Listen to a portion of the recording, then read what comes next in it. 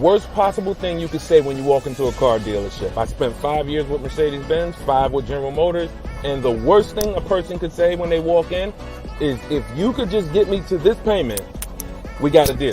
So your loan's probably still like 19, which means you got to pay to get out. You're upside down. It's called negative equity.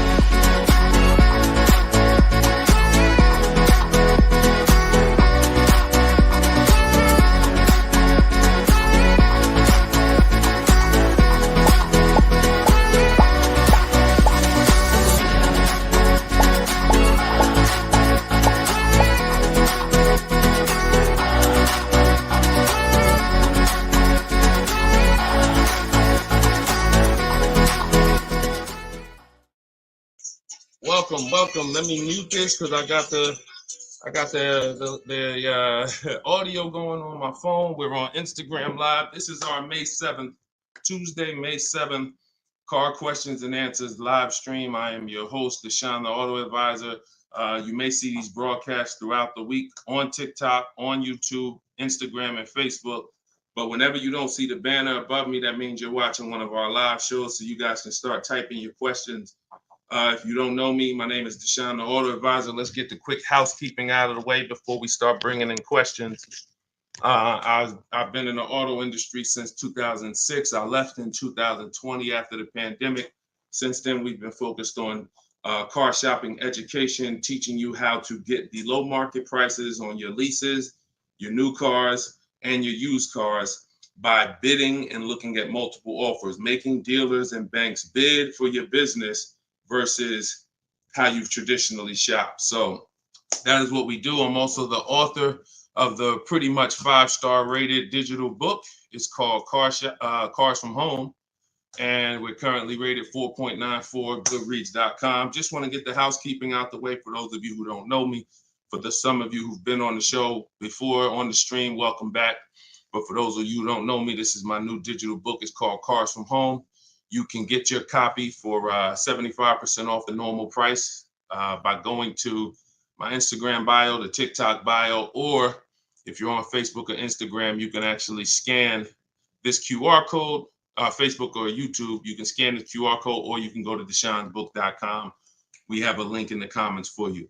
Lastly, I am the host of the masterclass, Everything You're Doing Wrong, Buying, Selling, and Leasing Cars. Some of you have asked, I share a lot of people who are using these strategies throughout the broadcast. Some of them are people who have my book. Some of them are people who attended my free masterclass, and some of them are in my car shopping school, Maps Academy. So either way, you guys can get anything you need from me in the bios or in the comment section. So let's get started, Dolan. You can bring in the first question. This is May 7th. So if you're just getting on, we are live on all 4 platforms, May 7th, 12 p.m. Eastern time. And you can share this with your friends. Tyler from TikTok, how are you? How does gap insurance work on a lease? Great question. Gap insurance covers the amount that you owe if, God forbid, the vehicle is totaled or stolen and they don't find it. So let's just say the car is only worth $40,000, but the actual cash value if the vehicle gets totaled is, $35,000. So if the insurance company is only going to pay out $35,000, the gap insurance would kick in and cover the remaining gap. So now most leases include gap insurance, but you never want to assume that the lease includes gap insurance.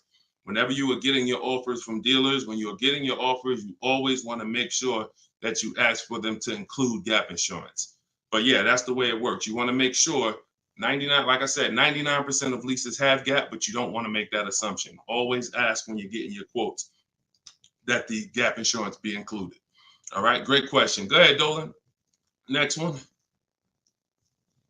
All right, keep sending your questions, y'all. I see you on Instagram. Those of you who are on Instagram, you click that thing that looks like a paper plane, and you can actually see that you can easily invite a couple of your closest friends to the broadcast just so they know about this information when they need it.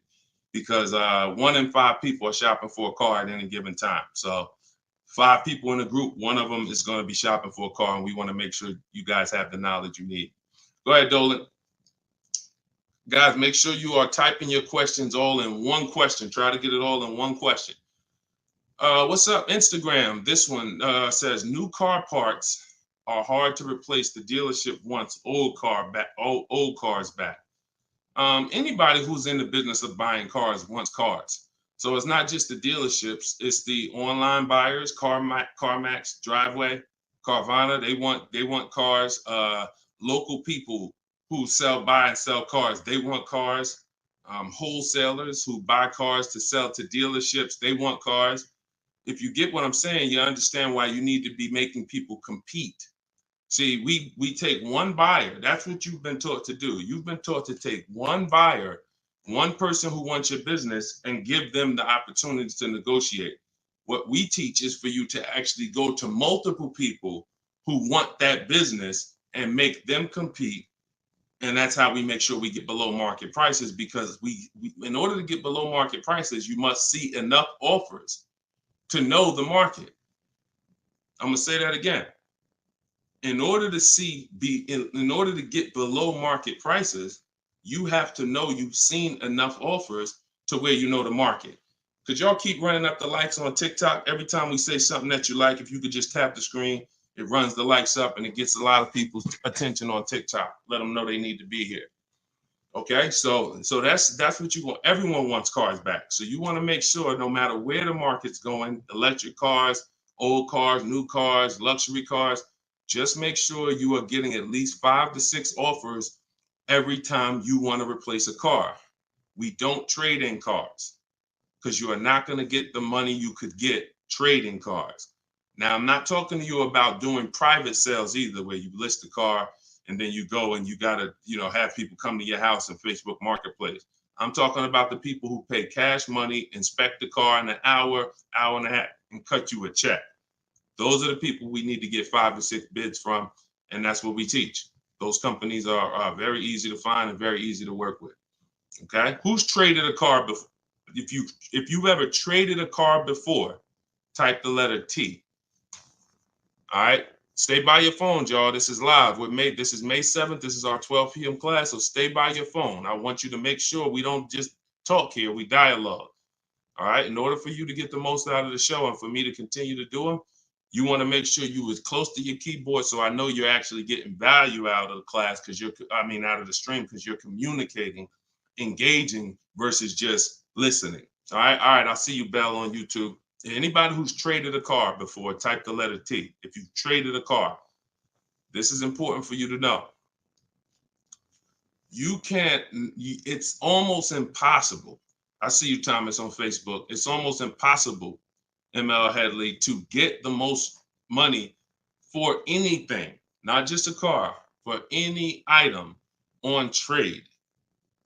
So we don't trade. We don't trade.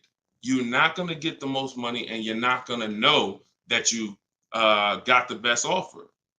You need to get 5 to 6 of these online offers, and that is how you replace your leases. And in the same way, look, you've left money on the table.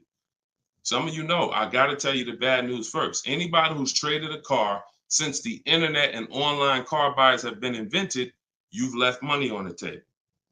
So I want you to stop. I'm suggesting you stop doing that right now if you really want to make $1,000, $2,000, $3,000 more every time you replace your cars. Okay? Go ahead, Dolan. Shoot the next one in. Jock from TikTok. How can I get rid of negative equity with a lease? First of all, let's talk about why do you have negative equity. This is improper deal structure. So if you went over your mileage, that means listen, you should not be taking a lease for 10,000 miles per year knowing you drive 15. Because frankly, to go from 10,000 a year to 15,000 a year is only about $40 for most cars. $40 more a month, and you get to go from 10,000 to 15,000 miles per year. So it's no excuse that, taking less miles than you need and then having to deal with mileage penalties that you shouldn't have had in the first place. So we see. So our solution for negative equity is to always in most cases to roll it into a lease, because the cause usually for negative equity is you buy your cars. Somebody told you don't lease, you listen to them, but you don't keep your cars long enough to outlive the depreciation. So you buy your cars and you replace them, usually by trade, in a short period of time, 2, 3, 4, 5 years, 6 years, and that's too short of a period of time to replace a car because of the depreciation. But with a lease, you should not have negative equity. Negative equity is something, you have a penalty because you don't owe. Negative equity means the object you owe a loan on is not worth that. So you owe 20,000, but the car is only worth 15,000. In your case, you have agreed to drive 30,000 miles over 3 years, but you're driving 40,000 miles. You drove 40. So you need to pay that penalty in order for you to go to the next car. Okay? It should have been in your lease to begin with because you pay less for it if it's in your lease. You pay probably 15 cents a mile. Where on a penalty, you're going to pay 25 cents a mile in a lot of cases. So what you want to do is you want to consider this. Staying in the car, waiting to the end of the lease, and if whatever your mileage penalty is, rolling it over to the next car as far as work your deal out. This is what I would be doing. One, I would do an equity assessment. Before we even talk about this, you need to do an equity assessment. The equity assessment is step 2 in my process. The name of my book is Cars from Home, 7 Steps to Saving Time, Money, and Avoiding Dealership. So it takes you all the way through the journey of getting your car from home while you are at home. So the second step, which is right after we decide whether we're buying or leasing, is we must do an equity assessment. Some of you, who has a car that they're going to be replacing to get a car? Type me. If you have a car, it could be a lease or it could be you own it, but you're going to be, next time you car shop, you're going to be replacing that car. Who's in that situation? Type me. Stay by your keyboards. Let's go. We're live. This is May 7th. Wake up, people. Wake up. School me. All right, me, I see you. All right. What's up? Y'all can we run the lights up on TikTok? Can we tap the screen? Can we tap the screen if y'all gonna spend time with us on TikTok? Tap the screen. All right. Okay. Let's go. Let's go. Come on, don't play TikTok. I'll close the broadcast. All right. Y'all not paying me nothing. Okay. So I'm asking you for a tap of the screen if you want to stay on with us. All right. We could definitely go TikTok. We could go Facebook, YouTube, Instagram if y'all acting funny today. We got no problem. All right. I appreciate it. I see y'all now. I see the lights running up. All right. So if you have a car you're going to be replacing, then everybody who just said me, then the first thing, once you decide whether you're buying or leasing, is you need to do an equity assessment. So you're going to call your bank. If you don't have a bank, the car's paid for, then you can skip this step, but you're going to call your bank. You're going to find out what your payoff is. Once you find out what your payoff is, you're going to now, if you have a lease, you're going to ask them, do you have a third-party restriction? Now, once you make a note of those things, that's 4 different paths. See, I just talked to 4 different people. It's very important that y'all understand that I don't teach one size fits all car buying advice. So you got to listen closely to see, oh, is he talking to me? Oh, that's what group I fall in. So I just said, some of you are going to replace a car. You have no money you owe on it. You don't need to call your bank. Everyone else, lease or purchase or finance, you need to call the bank, and then you're going to ask for your payoff. Once you have a lease, you're going to do this next step. So some of you who don't have a lease, you don't have to do this step. Then you're going to ask, do I have a third-party restriction? And you're going to make a note of that. And you're going to put yourself into one of those 4 categories. Okay, this is broken down. This is step 2 in my book. So once you get that information, you're going to go online to CarMax, Driveway, Carvana, Kelly's Blue Book, Instant Cash Offer. Please do not come talking about what Blue Book says. Algorithms in this market mean nothing. The only thing that matters is cash offers. So you're going to go to these people to get your cash offers: CarMax, Driveway, Carvana, Kelly's Blue Book, Instant Cash Offer, Car Guru, Sell My Car, and AutoNation, Sell My Car. That's 6 offers. And once you have those offers, you will know where your equity position is. You will know if you have equity in your vehicle. You will know if you have no equity in your vehicle. If you are leasing, then there is no such thing as negative equity. Because let's say your payoff is $20,000 and your highest offer is $18,000. You don't have negative equity, you don't owe that. That just means when you go to drop off your vehicle, you can't sell it and make money. That's what that means. Now, if you have a mileage penalty like this gentleman may have, that's different. But that's separate from the equity assessment process. You need to know, what is the asset that I'm driving? What is the asset, the car that I have in my possession, worth on the market? And what do I owe on it? And is there equity there?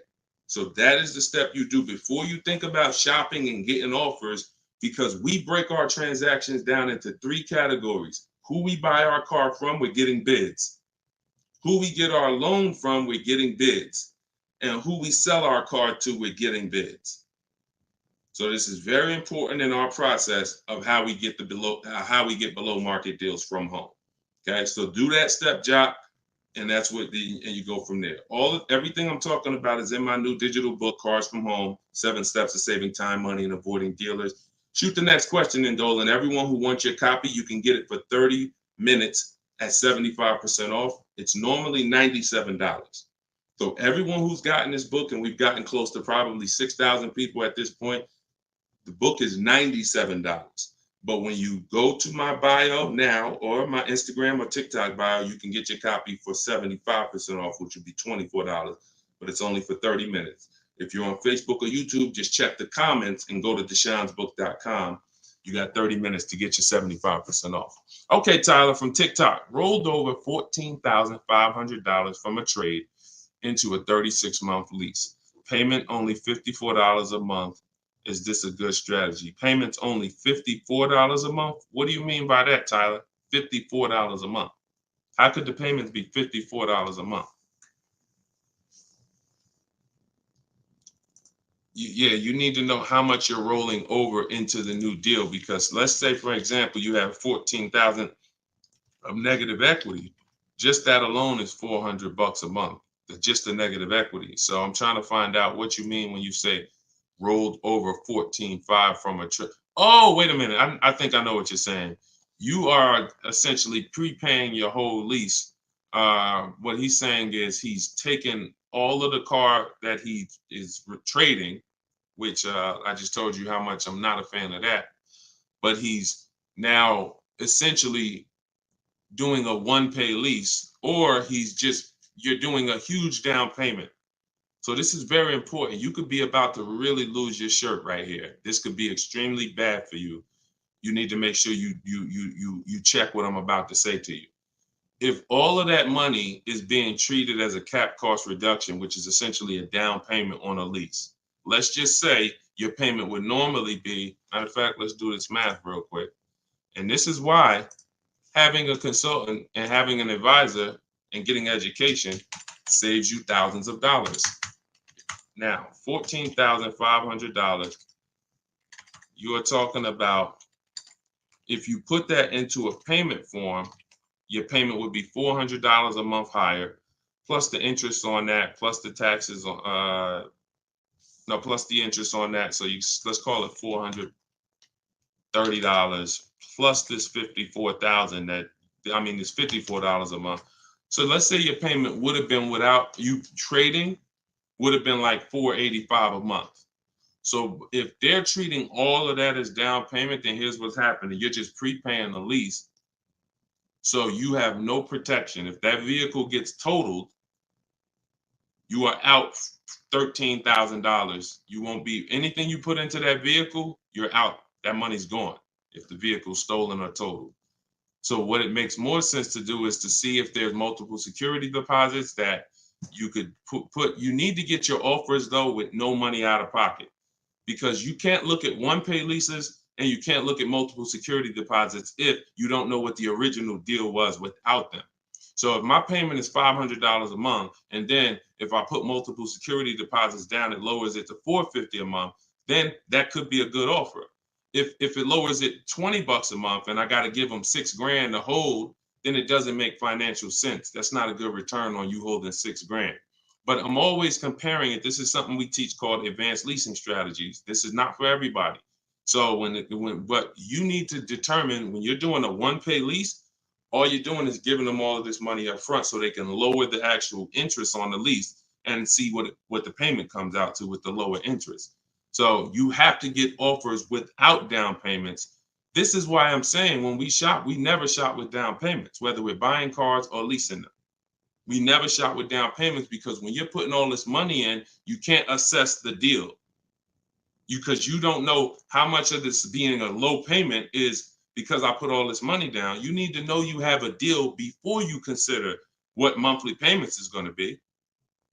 If I'm getting a lease and I shop my offers and my lease deal is under 1%, or my best offer is under 1%, no more than 1.5, somewhere in between there, I know I have a good deal, regardless of how much I'm going to put down.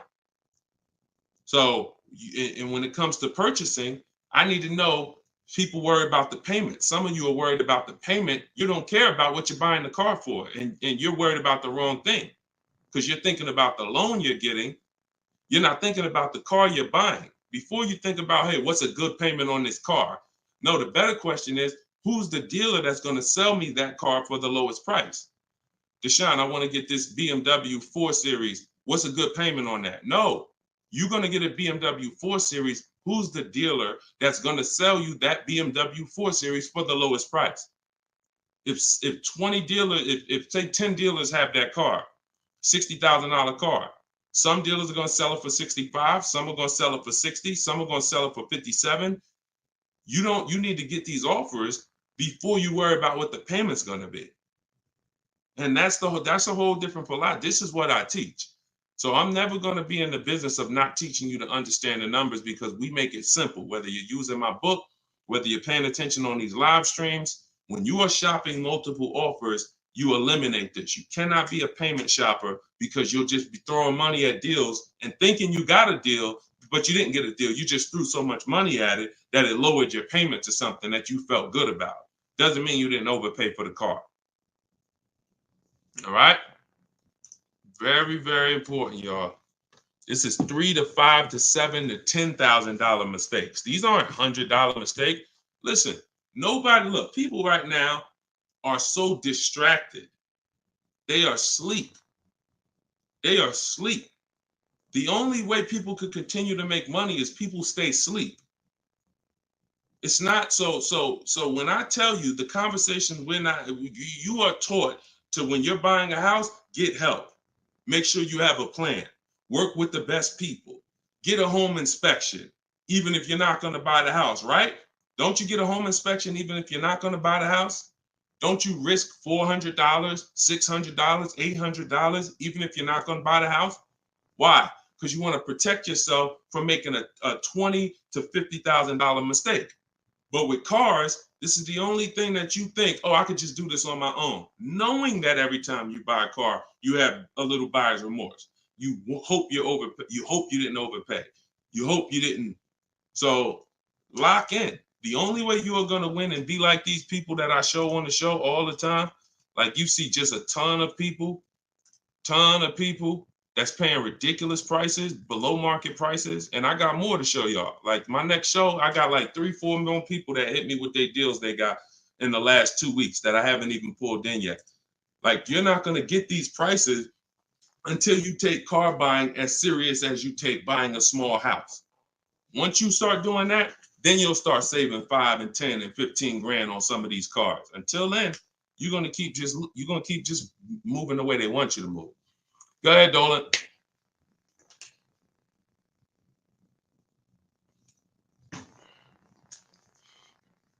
Is there any way to get out of a car with too much negative equity? No.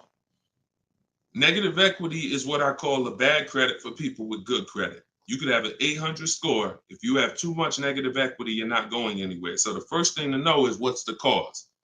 See, we could sit here and we can cure the problem, but until we know the cause, you're just going to go and you're going to repeat the problem. The cause is you're not leasing, but you're not keeping your cars 8 years.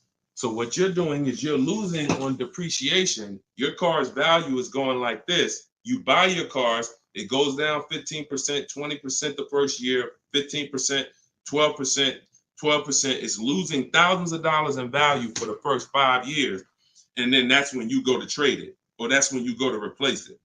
So you don't keep the car long enough for it to start losing a little bit of value because somebody taught you could just switch cars anytime you want. Buy them and switch them, buy them and switch them.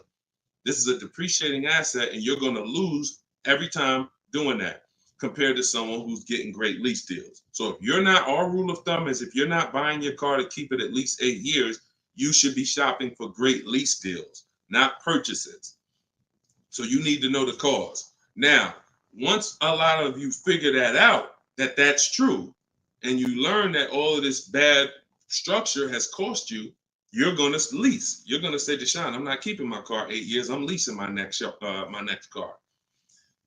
If you don't have too much negative equity, then what you should be doing is trying to cover the difference. So you're going to do that equity assessment process that I laid out about 10, 15 minutes ago.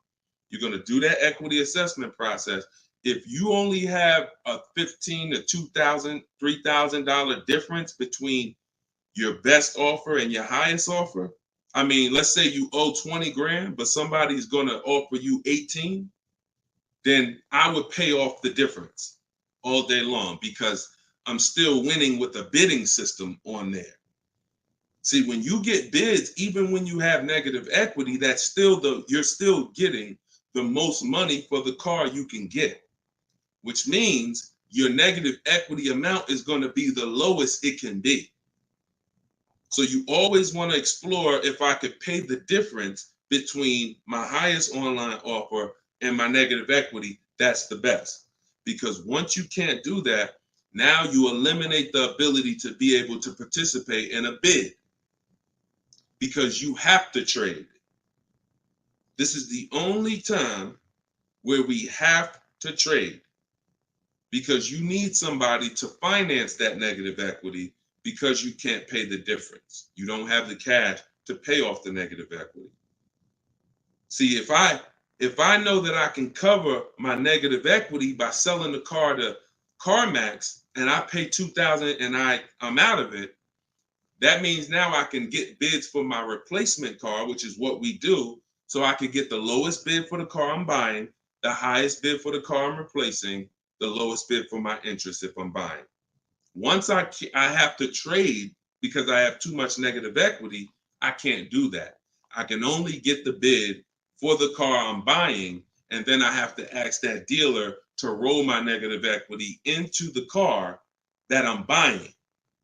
And the problem with that is that dealer is not going to win a bid. So even though CarMax may have been offering you 18, that dealer may only be able to offer you 16. So what would have been $2,000 of negative equity is now $4,000 of negative equity. That's why paying the difference is always best if you want to maximize the deal and get below market deals. That's it. But if you have too much negative equity, you can't do that. Now, it's very important that you understand something regarding the car you're replacing your negative equity with, the next car you're going to buy. You can see Sean uses our bidding strategy. He's in our private group. For all of you who want to know about my private groups and you have to attend, there's people who ask me, who are these people? You must attend my masterclass in order to be eligible to be in our educational course. So this is but what it is my book in video form with coaching. So the 7 steps are the same. Those of you who are using the book to get to your goal, use the book. It's just different ways of learning. So anyway, you can see Sean here he got his bids and he found a car that had a $15,000 rebate. He didn't know that, a $15,500 rebate. So if Sean wanted to bring negative equity over to this vehicle, he's buying the car so low with all the rebates, he could bring over 5, 10, 20 grand of negative equity and he's still going to be able to do it. Because as long as you're getting a big discount, you actually can, the bank is not going to lend 25% more than like 25% more of the car's value. So you can't slap 10 grand of negative equity on a $30,000 car. And the bank is going to look and say, why would we lend $40,000 on a car that's worth 30? There's something called loan to value ratios. It's in all forms of lending, loan to value. So you have a cap based on the price of the car. There's only 25% or so more that the bank is going to lend. So if you're trying to do no money down deals, having too much negative equity prevents those. So this is why we need to get out of negative equity and stay out of it and start leasing. Stop buying your cars. The only time you actually switch from a purchase with negative equity, I own my car and then I'm switching to another car and it's a purchase, not a lease, is if you had like an emergency. You were going to keep the car 8-9 years, but you just had a bunch of kids and now you need a whole different car. It's a life, but if you're not keeping the next car 8+ years, you shouldn't be buying again. You're going to be back in negative equity every time. Okay? All right. Go ahead, Dolan. You can shoot the next question. TikTok, I see y'all. We are live. This is May 7th. This is our 12 p.m. Eastern time show. If y'all can, every couple minutes, if you could tap the screen, if you're enjoying the show, if you're enjoying the stream, keep running the likes up on TikTok. Appreciate y'all. All right. Instagram. My lease on a CX5 is coming up. CarMax value is showing $21,000. My buyout is like $18,000. Should I buy it and keep it? No. Why would you go from a lease with a great, and look, I'm going to talk different on every show because I know some of you are new. Okay? Who's new here? If this is your first time ever on a live broadcast, on a live stream with us, just type the number 1 and then we'll answer the brother's question here.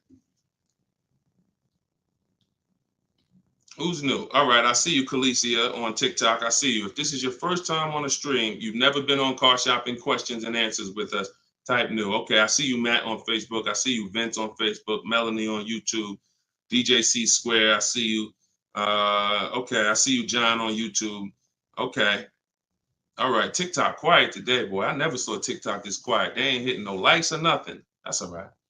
God bless them. God bless them. All right, so Instagram. Let's talk about this. Let's talk about this equity position you're in. Right now, you could sell that lease and make $4,000.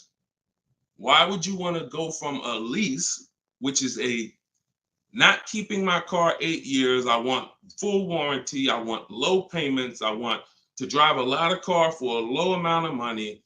Now I can shop for this new deal, get a great deal on the CX5. Just so you know, understand something. CX, look, let me show you something. This was Tiffany rode in, and Tiffany got a Mazda CX50 a couple weeks ago, not too long ago. Look at this.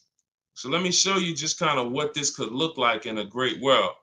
So you understand, she got a 2024 Mazda CX90. She literally paid the sticker price on it was $44,000. She used our system. She actually wrote, this is a testimonial about the book. So you can see at the top, says, I believe we got a great deal from what we learned from the rest of the book.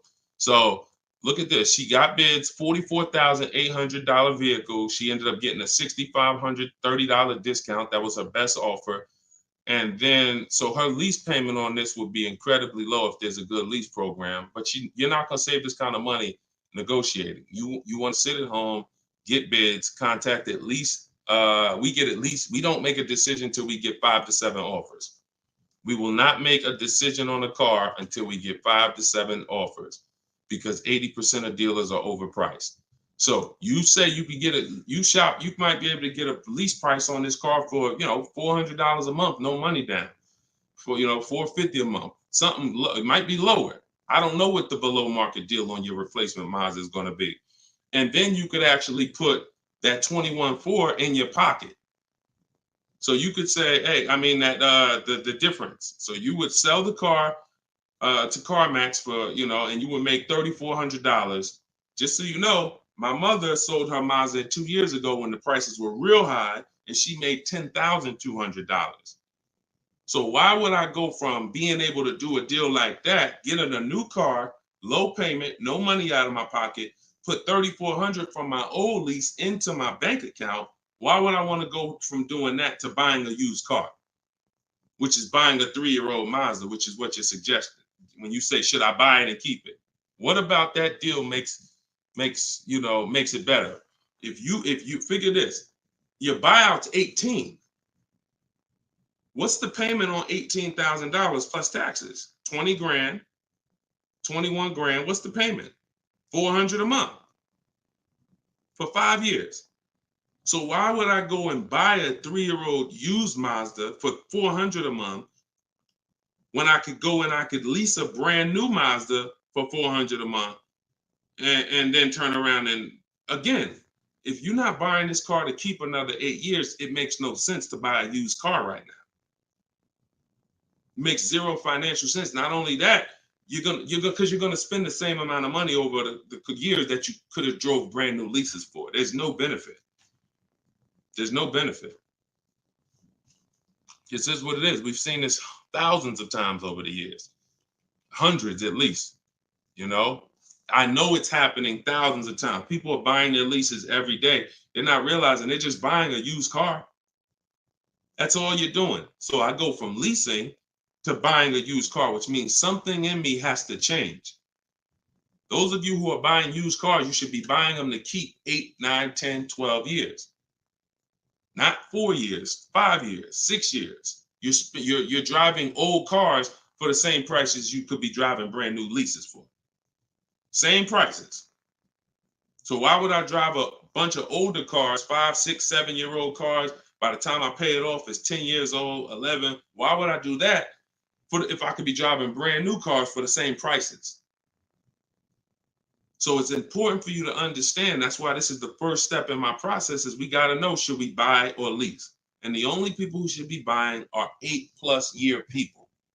The goal is to keep the car 8 or more years. Then we're going to buy it. Yep. I'm here. I see you. You know, I always butcher your name, but let me just call you EP. EP, I see you. Go ahead, Dolan, shoot the next one up. We got a couple more minutes. We're on here for a couple more minutes. How do you negotiate a purchase online? Looking at a car 3 hours away and I'm not able to go in person.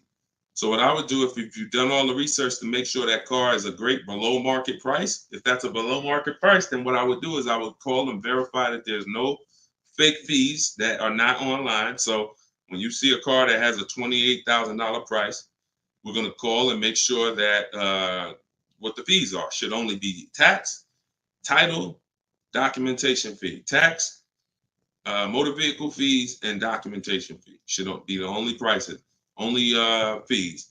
And once I verify that, what I'm going to do is I'm going to go home. I'm going to get out there immediately, and I'm going to see the car. And if it's a great price where I'm saving $2,000-3,000 above below the market value on those cars, then I'll go out there and I'll make sure that I post up in a motel for one day, because you never want to go out there and take the car immediately, because unless you're paying cash. If you are paying cash, that's different. But if you're getting a loan, we need at least one day to do our bank bidding process. Because you could go out there and say, all right, now this is the best price on a used car. Yeah, but now I'm going to pay 2 points, 3 points more in interest, letting the dealer get me the loan. So I'm essentially giving that $2,500 or $3,000 that I saved right back to the bank. I'm not giving it to the dealer, but whoever the bank is. So we always need one day to come home, let banks and credit unions bid so we can get the lowest interest rate. And then we call that dealer and we let them bid against it. But that depends on how you're going to pay. But that's the process. You get out there, you test drive the car. That's why all of our used car research is done from home.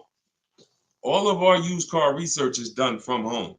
By the time we get to the dealer, the only thing we're doing is going there to test drive the car and lock up the deal. The prices we've already verified is the lowest prices in the market. So once we verify there's no bogus fees, that's our process for wrapping up the deal. That's right, man. You know I'm always watching and unlearning and relearning, boss man. Appreciate you. I appreciate you, EP. Always a pleasure. All right, go ahead, Dolan. Yeah, some of you are looking for your used cars locally. There's no way you're getting the best prices. If some of you are looking for your used cars 25 miles, 50 miles, 100 miles, there's no way you are getting you're getting below market prices. That's just not enough inventory to look at for you to see, Oftentimes, it's literally a dealer that's an hour, 2 hours, 3 hours away who may not be in the city. They don't have the traffic that that person has, and oftentimes they'll have a below market deal because of their particular circumstance. So if you're just shopping 10, 25, 50 miles outside of your radius, that's just not enough of a radius to get the below market deals. My brother leases up, he's over miles. Equity assessment. That's it. I just went over that about 20 minutes ago. I can't go over it again because there's people who watch the stream and it's not fair to them, but we do have this stream on replay. If you go to YouTube or if you go to my Deshone the Auto Advisor Facebook page, and you can find the section that I did only on that. Okay, it's called the equity assessment. We had another person on here that's over miles. And, once you do that equity assessment, then you want to weigh that, compare that to what the mileage penalty is. Because some people, the mileage penalty is only going to be $750, $1,000, $1,500. You could have that rolled into your next lease offer. What you do is just negotiate your best lease offer and then say, hey, look, I need you to cut a check for, $1,500 to my old lease company. Now that's going to raise your payment. So if I got a below market deal, let's say, give you an example. Let me show you with a real life example. So, so Charles, let's say Charles, he gets his Hyundai Palisade, he gets it for $597 a month, but he has a mileage penalty of, $1,500 that he needs. This dealer who won his business, he needs them to pay that to his old lease. So they're going to cut a check for $1,500, but that payment, that $1,500 now goes into his new deal. So it's just like negative equity. It's going to raise your payment up, which is why we bid this out and we don't bring stuff over. We don't bring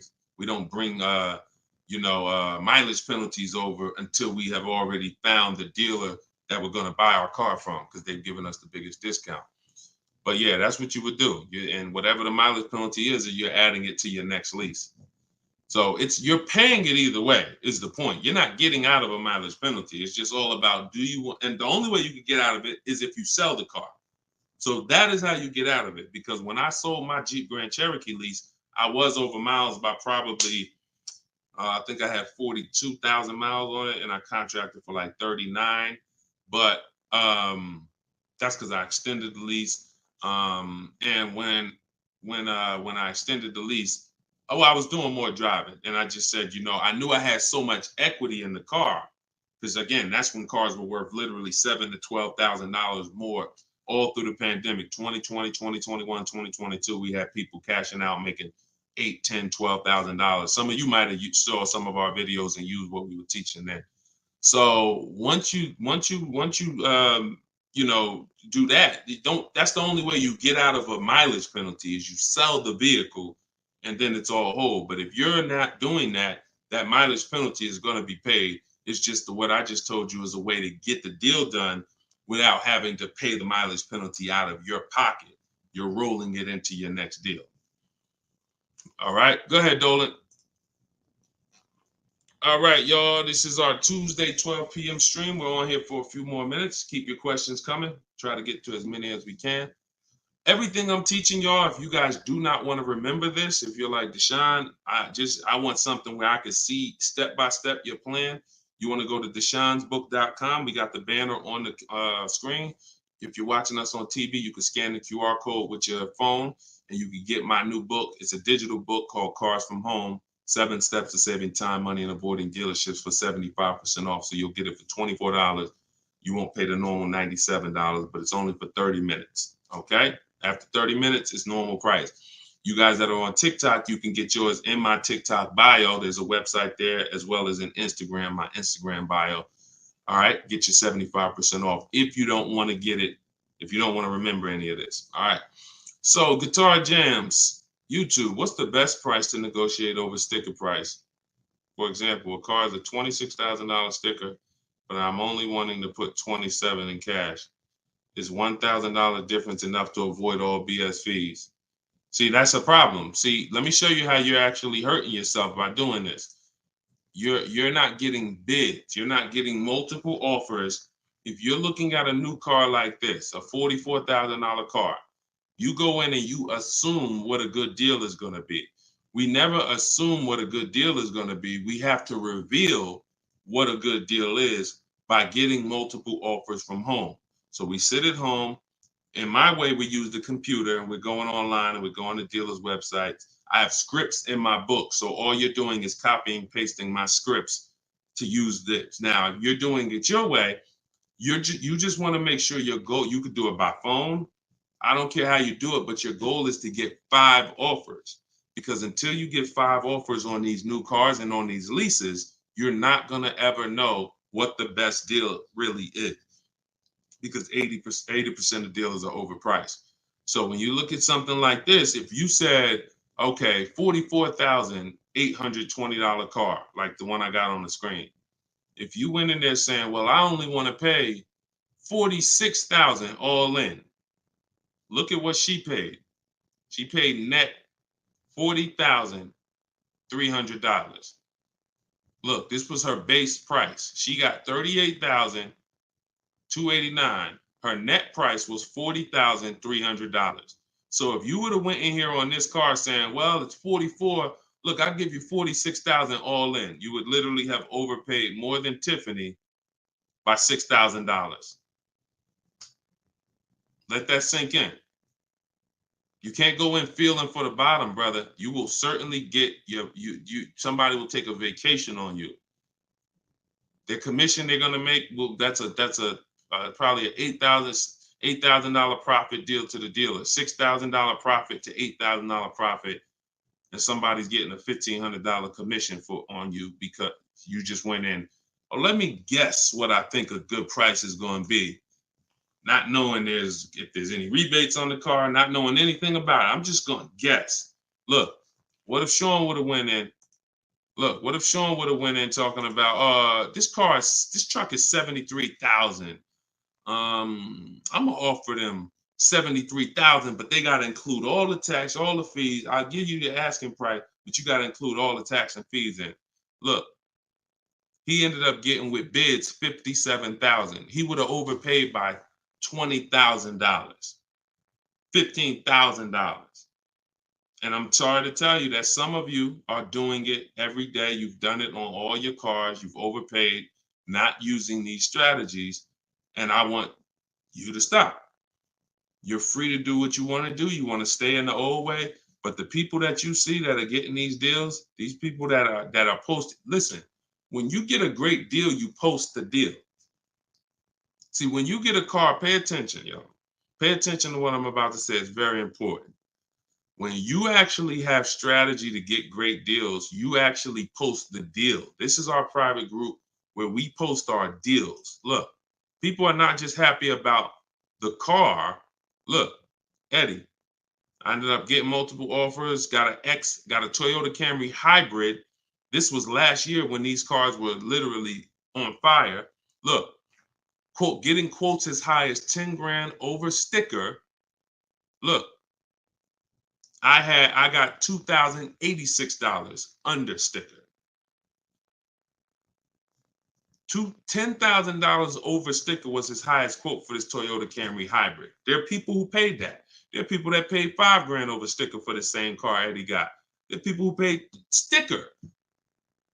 Thought they were getting the best deal. Man, I got mine for sticker. He got his $2,086. Some of you who might see this broadcast, you might have said, you might have the same car.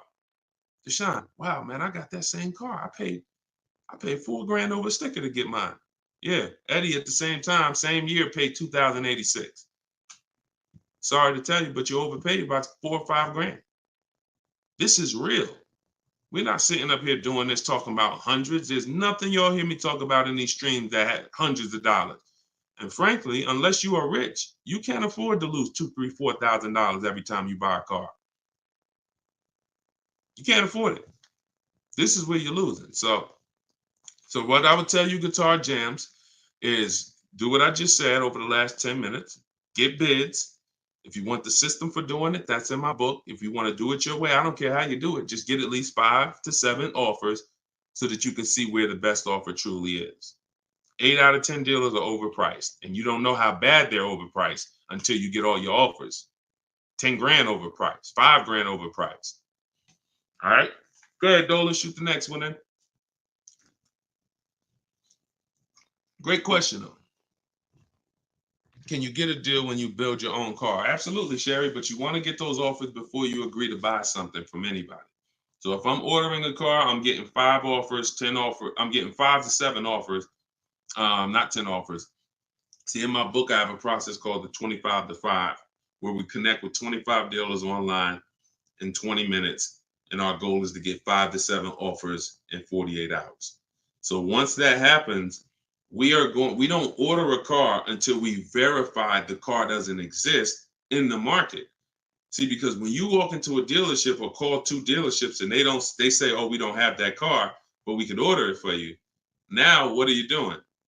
You only talk to 2 dealers. What about in the 25 dealers that we talk to? What if 7 of them or 10 of them have that car? So you just talked to 2. Now they got you ordering a car. We don't order until we talk to these 25 dealers online and they tell us, hey, nobody has it, or it's only 2 out there, then we might order. But that car could be sitting right around the corner from you, or 30 minutes away from you. People could have 5 of them. An hour away from you, people got 3 more of them. But because you're just local, you think, oh, I need to order this.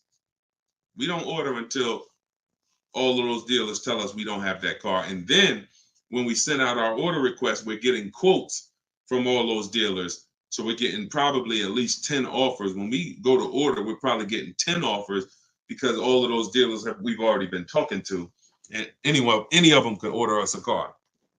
I had a young lady last year, the new BMW came out, the new BMW X4M, and she got quotes. And to order, nobody wanted to give her below sticker price. Some were higher than sticker.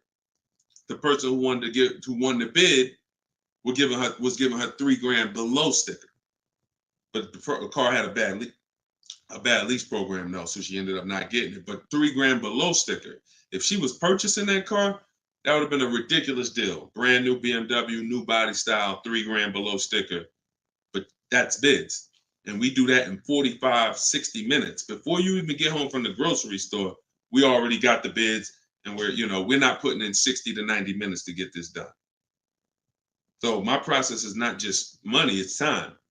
I don't want to spend more than 60 minutes to get a car. And I could get any car, any price. All of these people that you're seeing, Danielle, Kimberly, Bonita, all these people right here, Charles, they could get that Zafrina, they could get these cars, they could get these same deals that y'all seeing, and they're probably 90 minutes. Some of them might be 60 minutes because it was their first time, second time, some of them.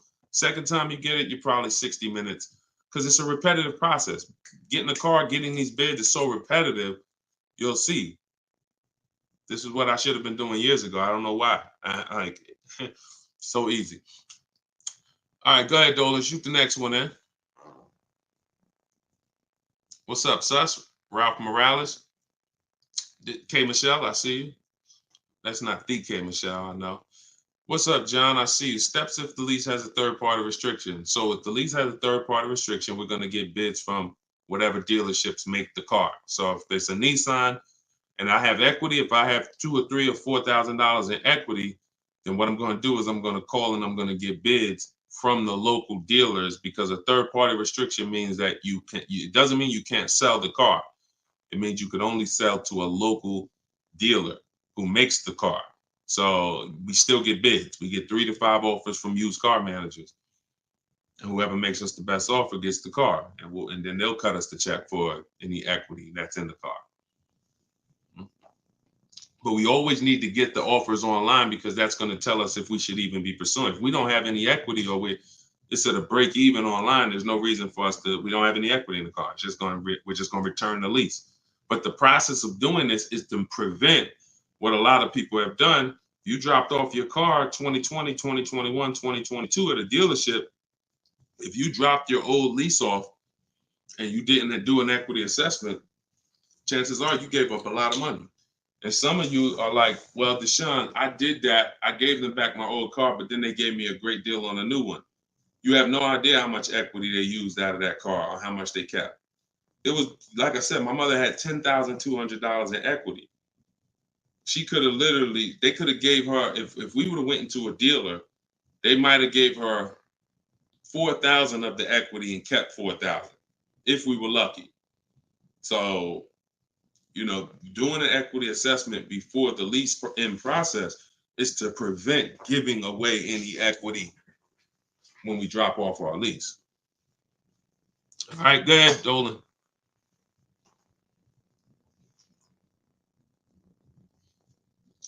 This is our Tuesday, May 7th live show, 12 p.m. If you don't see the banner above me, that means we're live. So you can type your question. Dolan will bring them in. We got another couple minutes. Hey, Deshone, currently in talks with dealers for a good offer. Thanks for all your help. Great. I feel empowered and confident I'll get the best price. Get the book, everybody. Stop leaving money on the table. Thank you, Nico Smooth. See, it's empowerment. It's the only way to feel empowered. You are not going to feel empowered going and negotiating with a car salesman. Anytime you're working with us, it's already set up for you to leave not able to guarantee you got the best deal. Nico Smooth, he's going to guarantee it. I don't know if that's a woman or man, but they're going to guarantee it because they're getting offers. They're getting offers. If you went in, if you had to buy a 100-inch TV, and you just went out right now in the first store you found that had one, you just paid it. Or you looked and said, man, I think that's a good price. 100-inch, man, that's only, $900. I feel like that's a great price. Meanwhile, you didn't look on Amazon. Amazon had a better brand for, $200, $300 less. Or Amazon had the same brand, or Walmart had a better brand for $300 less, or Best Buy. These are the same principles. It's impossible for you to go into a car dealership and get a good deal and you don't know the market. The market you only know through getting offers. Once you get the offers, you see what the best market prices are and you pick the lowest one. That's how you get the below market offer. So I'm glad, Nico. Enjoy, and definitely send us your success story, just like Tiffany did. Email me your success story when you get that offer and you close that deal out. Way to go. Go ahead, Dolan. What's up, Todd Billions? Do you need to check dealers in other states? I live in Florida. Depends. We will go with, all right, so some people will do my strategy is called the 25 to 5. We're connecting with 25 dealers online. Some people, they do it through offers. If the state is not too big, maybe their 25 dealers is all. If the state is really big, maybe the 25 dealers are all in the state. But some people, they might only have 12 dealers in their state, and so they're going cross state lines, and that's very common. That's very common. If you look at Sean posted in our group, and he said he ended up expanding his search to 150 miles outside his area to find this deal. He said, I'm going to another state to pick this up, which is something I never would have thought of before, before he attended the class. So he attended my master class. All of you who want to attend my free master class, it's called Everything You're Doing Wrong, Buying, Selling, and Leasing Cars. You can go to my TikTok bio, and you can go to my Instagram bio. We have a comment in the comment section for you guys who are on Facebook or YouTube. But this is, the local business is going to die. When you see and you shop online the first time properly, you're going to find out that the local business is going to be dead to you unless they win the bid. And you're not going to be committed to local anymore because, look, Sean is driving to another state because his best offer, it saves him $4,000. So no other dealer near him made him the other offer. This dealer that's in another state made him, and it's $4,000 better. So literally, if he has to drive 4 hours, 2 hours there, 2 hours back, he's literally making $1,000 an hour. This is the money we talk, big money talk. So yeah, go as far as you need to get 5 to 7 offers and get the below market deals tied. Go ahead, Dolan. Shoot the next one up, brother. Great question.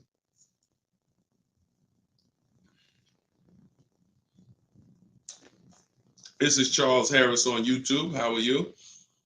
Hey, Deshone, why you don't have PayPal for a payment method? Um, that's a great question. We've used PayPal probably twice since we started our company in 2021. We just found that Stripe was a better company to work with for the business. We do have, I believe we have Klarna. So for those of you who are familiar with Klarna, they'll let you break up the payments interest free. For the book or any product we sell, we make Klarna available for the last year. But PayPal is just a little different to work with. We've enjoyed working with Stripe. So hope that helps. Go ahead, Dolan. Right, we just hit the hour mark. Got a couple more. We'll try to take a couple more before we wrap. Lenice from Instagram. By the way, everybody, if you just jumped on, this is our Tuesday, May 7th, rather, 12 p.m. live. So we are live. So feel free to ask your questions. If you don't see the banner above me, then that means we're live and you can type your questions. Is purchasing a car from Enterprise Car Sales a good idea? In order for me, when we're shopping for used cars, like I have this used Infinity truck. We got it a year ago. It was 2020, so it was 3 years old.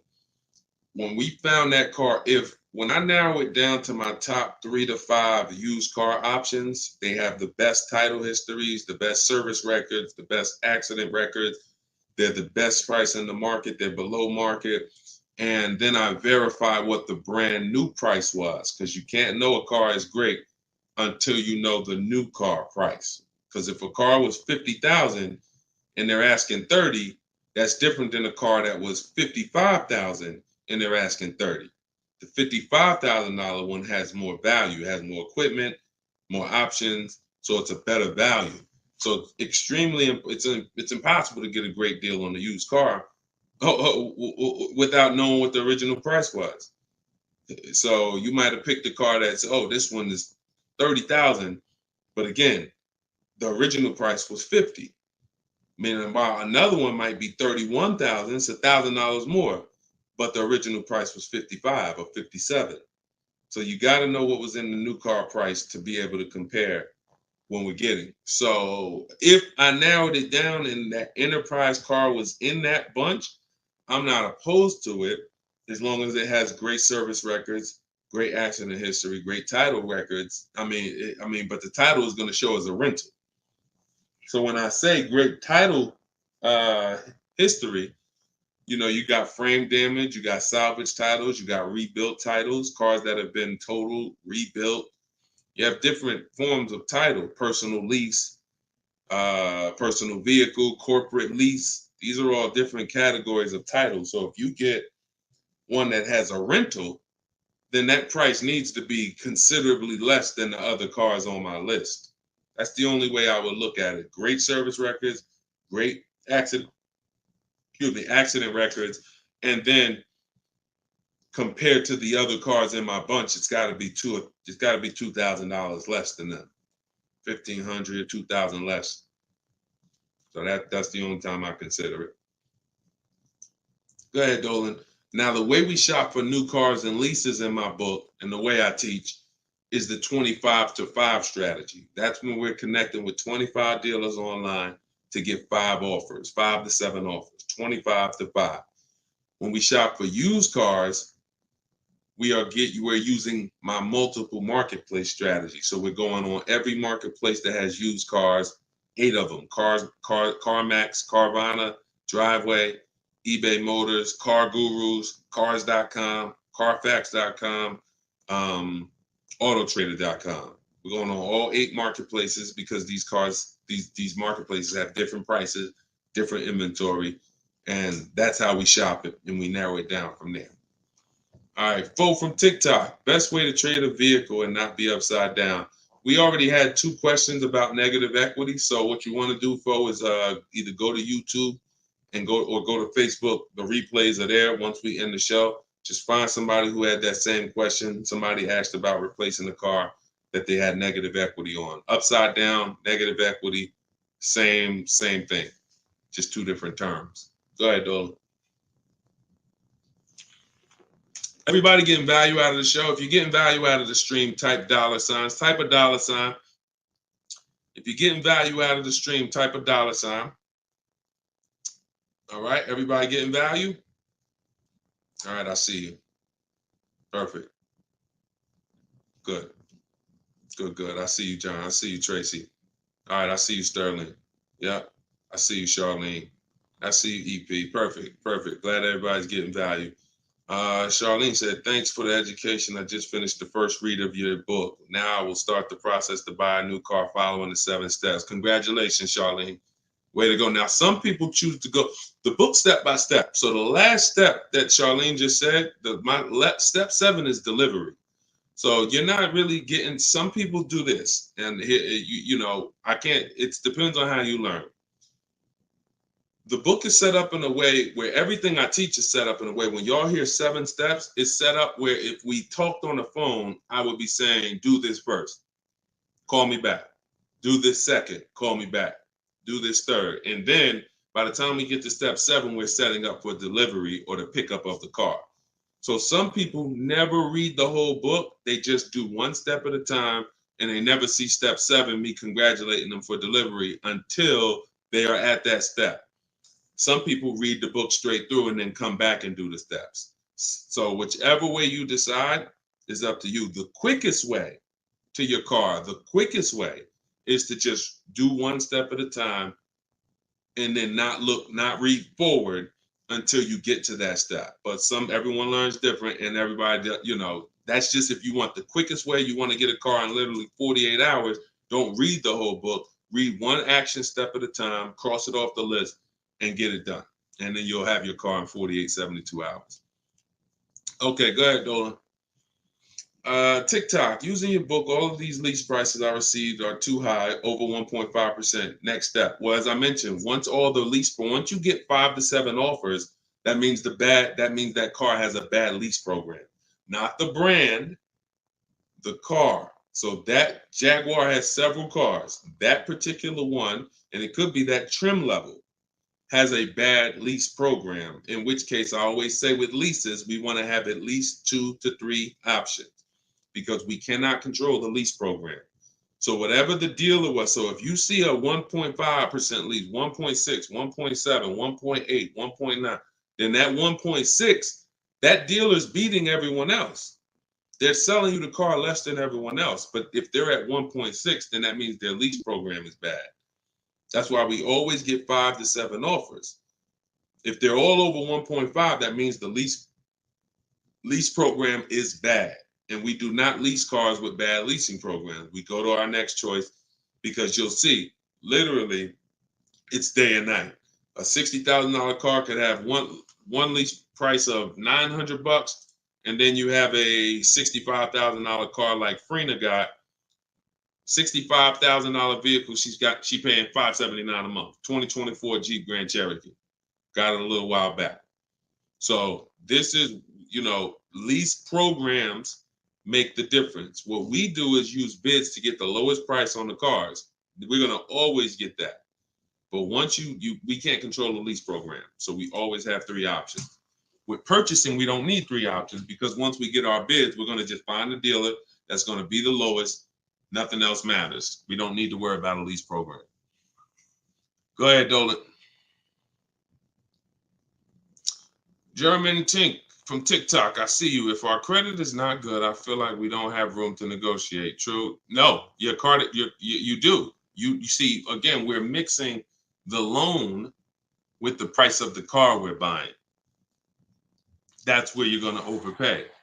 Because if you have a loan, you have bad credit, the only thing that should be affected is the interest you pay on the loan. That should be between you and the bank, the lender, not between you and the dealer.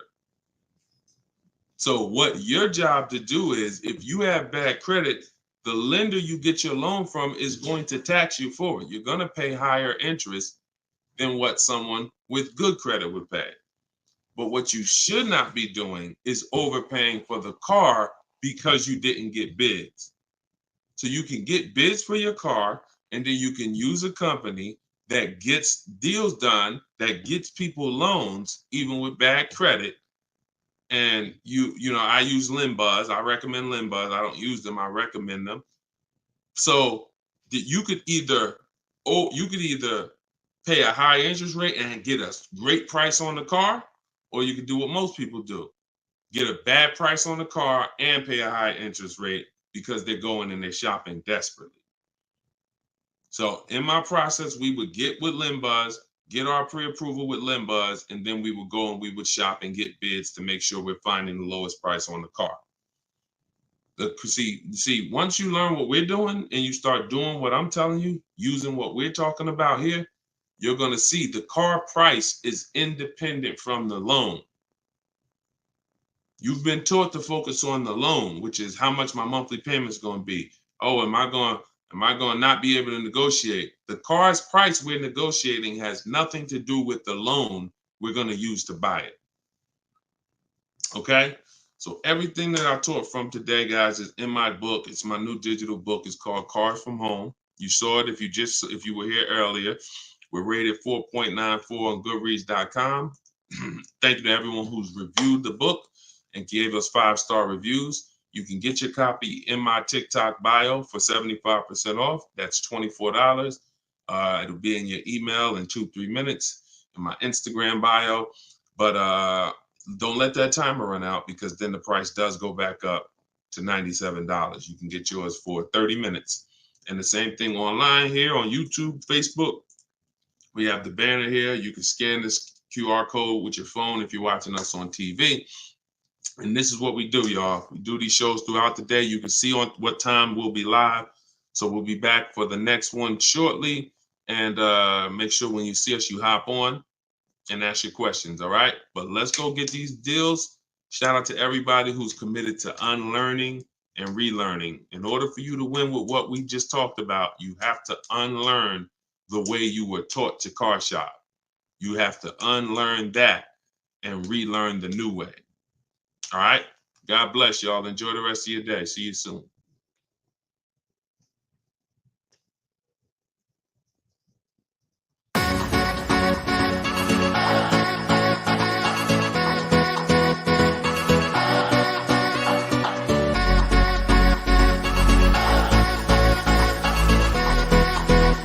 The worst possible thing you could say when you walk into a car dealership. I spent 5 years with Mercedes-Benz, 5 with General Motors, and the worst thing a person could say when they walk in is, if you could just get me to this payment, we got a deal.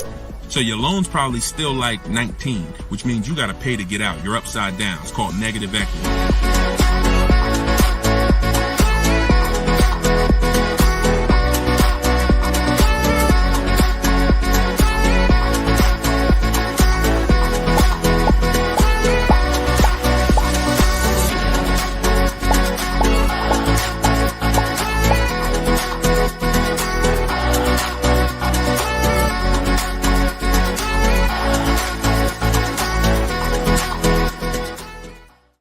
Next 12 months, if you are car shopping now, or in the next 12 months, I want you to type a 1 in the chat as you come in. My name is Deshone the Auto Advisor. I do these live streams throughout the week to answer questions when it comes to car buying the new way.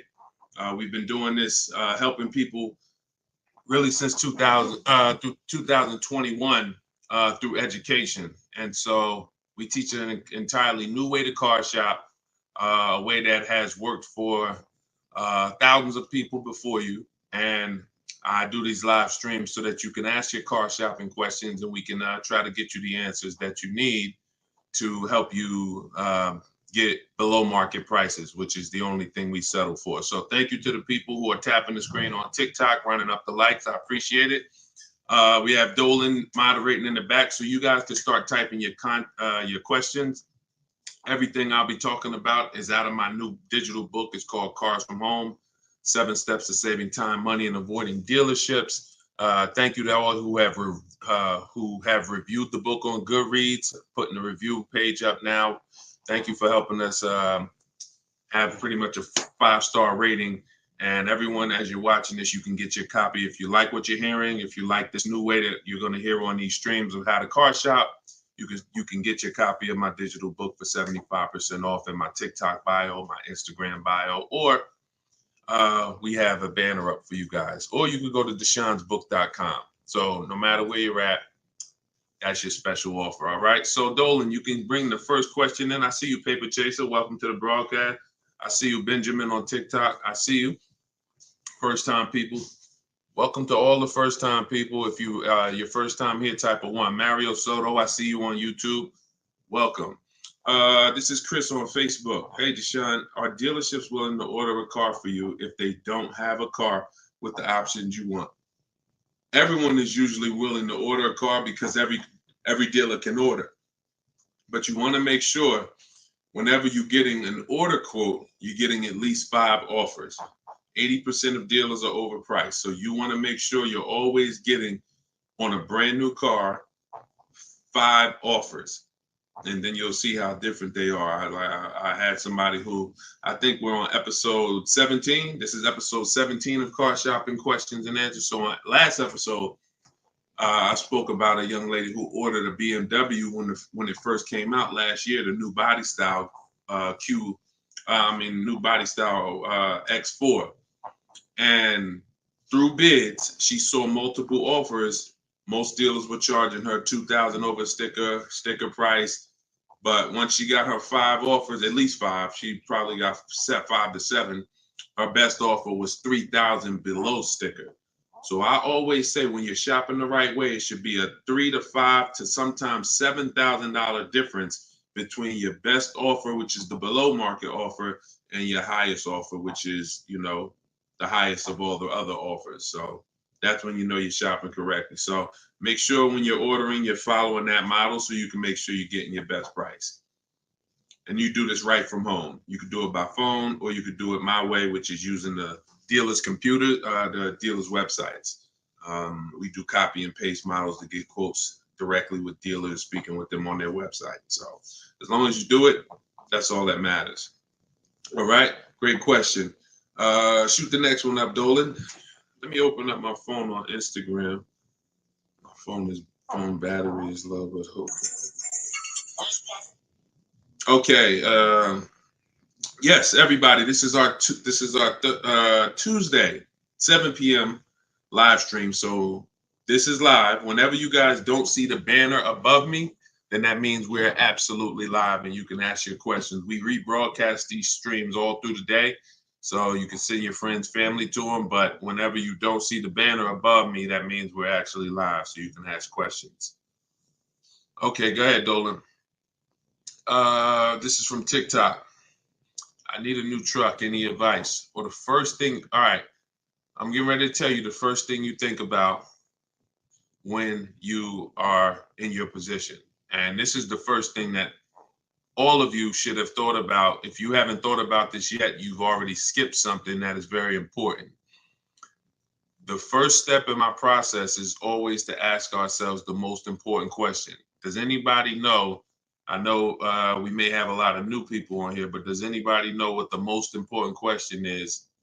It's probably going to take you too long to type it. So I just want to see if anybody knows what the most important question is. I'll give you guys maybe 5 to 8 seconds to chime in some answers.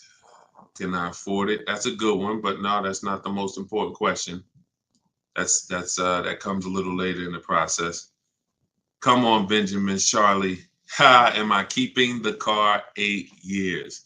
My man, way to go right there. DM me, man. I'm gonna get you a free copy of my book because I like that. All right, that's the most important question.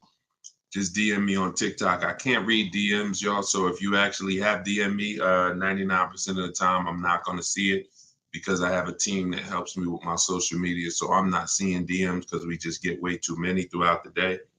But in your case, yeah, send me that. Yes, but that's the most important question because here's the thing. The first thing you want to think about is how long you're going to keep it because you're about to buy something that's going to go down in value. You're not going to get the most value out of it until after 7 years. That's when you're going to get the most value. Everything before that, who knows, you know, when I break these things out, I'm showing you the depreciation curve. And this is how your vehicle is losing value. So if you buy a new vehicle, it's losing value like this. If you buy a used vehicle, it may be losing value like this, but it's going down thousands of dollars every year. So until you keep the car long enough, some of you are just not keeping your cars long enough to win, because you're turning around and replacing your cars while it's still like this. You're still losing $2,000, $3,000, $5,000, $7,000 a year, depending on the price of the car, in depreciation. Now, when you keep your car long term, you're going to beat depreciation, because eventually your car starts to, like, who has a car outside right now that's at least 8 years old? Who has a car outside right now that's at least 8 years old? Type how many years old the car is. I just want to demonstrate something, because if you skip over this, you're not going to be able to get a good deal. You can forget it.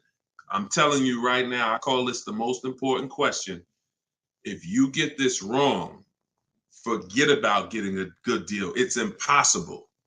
And I'm going to explain why. This is not, if some of you are new here, I don't need to hype anything up. I love math. So I make math simple. You might not love math. I love math. And I know that when it comes to cars and buying versus leasing, it's a numbers thing. It's a math thing. And I'm telling you that if you're not going to keep your car long enough for the depreciation to level out, like you can see Chris here on Facebook, he has a car 10 years. Carlos, 10 years. Tyranny on YouTube, 10 years. Okay. Yep, I see you. Kura Cindy on Instagram, 14 years. Jeff Walkus, YouTube, 15 years. Now pay very close attention to this. You'll notice that the way the amount your car is worth today, it's going to be worth almost the same thing next year. It's going to be worth almost the same thing next year. If your car right now is worth, if it's 9 years old and it's worth $8,000, a year from now it's probably going to be worth $7,600. That's when you have beat depreciation. Tap the screen on TikTok if that makes sense. See, if your car is only losing, some of you see these answers, until you are actually keeping your car long enough. It's not about when you pay off the car. A lot of people think that that's the car is paid off. It doesn't matter. The value of the car is going down. This is why I call this the unseen expense. Depreciation is the unseen expense. And so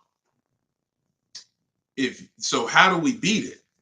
You can't replace the car in 2 years, 3 years, 4 years, 5 years, 6 years, 7 years. Can't replace it. You have to replace it either after that, or if you're not going to keep it that long, you should be shopping for a lease. And I'm going to show you the numbers before we move on from this. I'm going to make this point very clear. Now, this is step 1 in my book. This is why if you don't get this step, you cannot get a great deal on a car. So Instagram, I just want to let y'all know that if you're enjoying what we're doing, there's a button that looks like a paper airplane at the bottom of the screen. If you could hit that and just quickly in 10 seconds, tap 3 friends or 1 friend, anyone, I don't care. Just invite people over, because I know they'll appreciate it. Because a lot of you guys have friends right now that are outside in dealerships getting overcharged as we speak.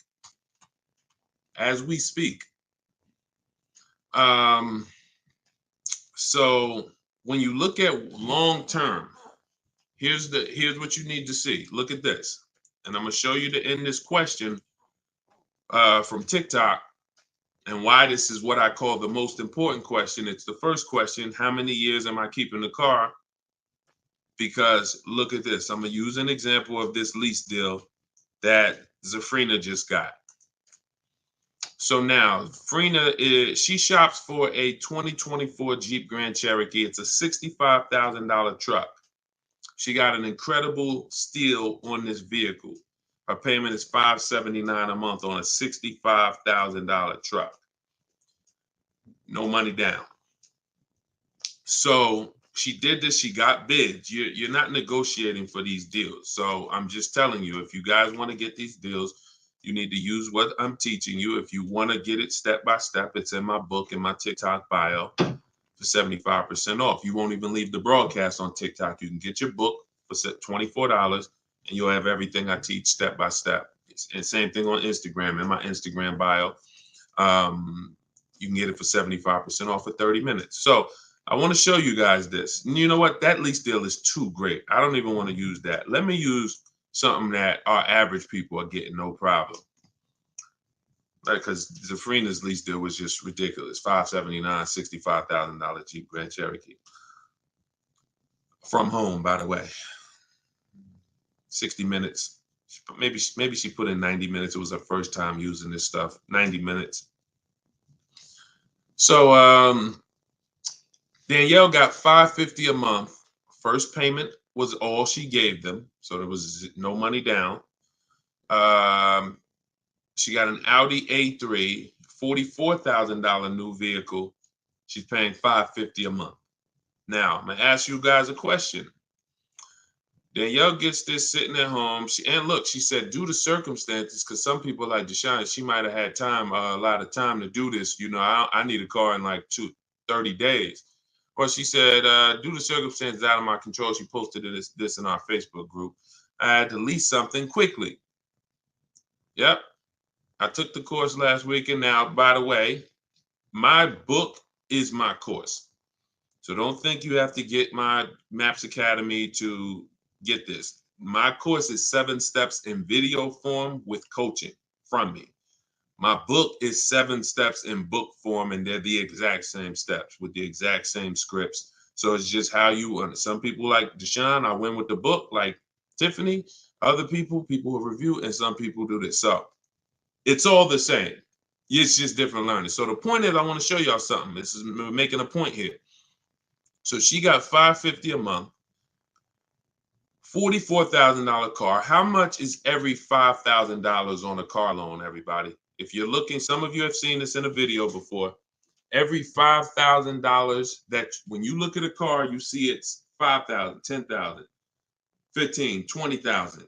How much is every $5,000 on a car loan monthly payment?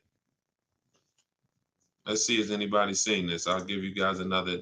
Thank you, Nico Smooth. $100, perfect. Carlos Thomas, $100. Yes. So that is BG Meats. Yes, $100. Perfect. Perfect. Blooming Chosen One. Perfect. See, so this is why this is important for those of you who are going to purchase, not those of you who are going to lease. You need to know when you look at a car, if you see it and it says $20,000, you need to know that that is about $400 a month.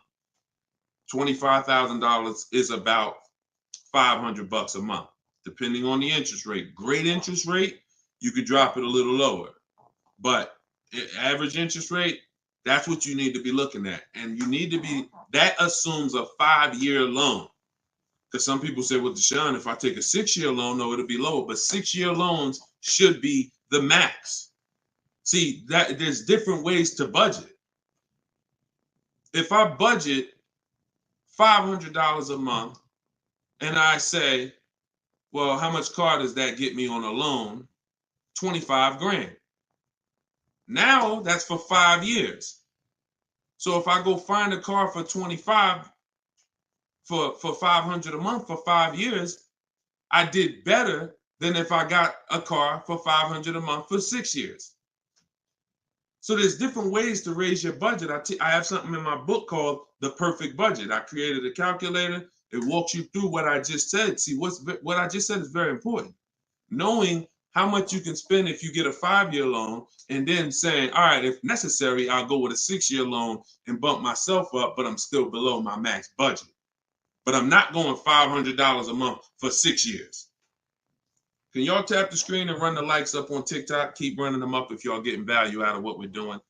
So we're still making a very good point here, okay? I'm spending really most of this stream going deep on the first question. And I've never done this before, so we'll see if it works. If Somebody said I have a new truck, new advice, any advice? So I went right into the most important question, which is leasing versus buying. How many years am I going to keep the car? And I'm now showing you why you cannot get a great deal on a car if you buy when you should have leased.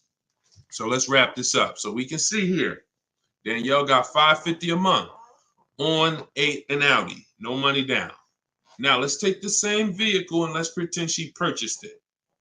She didn't know about leasing versus buying. She just listened to a bunch of people, bad advice, who say never lease a car. So she goes in, she's looking for the same Audi Q3, A3. It's her dream car. Oh, I've been wanting this for a while. So excited. So how much is this going to be? I'd like to do no money down. Okay. Well, $44,000 car. Forget the taxes. Forget everything. Let's just say, forget that. Let's say they throw that in. We'll pay the tax and everything. Let's say she just finances $45,000.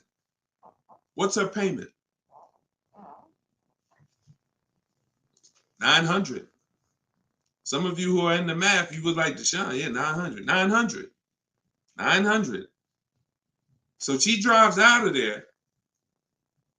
She drives out of there paying $900 for the same car Danielle's paying $550 a month for. Now watch this. Let's just say, now I'm going to show you because I know what you're thinking. Deshone, please send my free book. Okay, I got you. DM me though.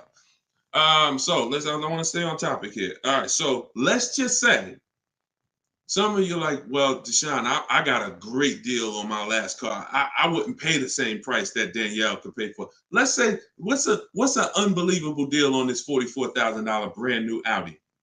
How much discount? I'm gonna let y'all decide.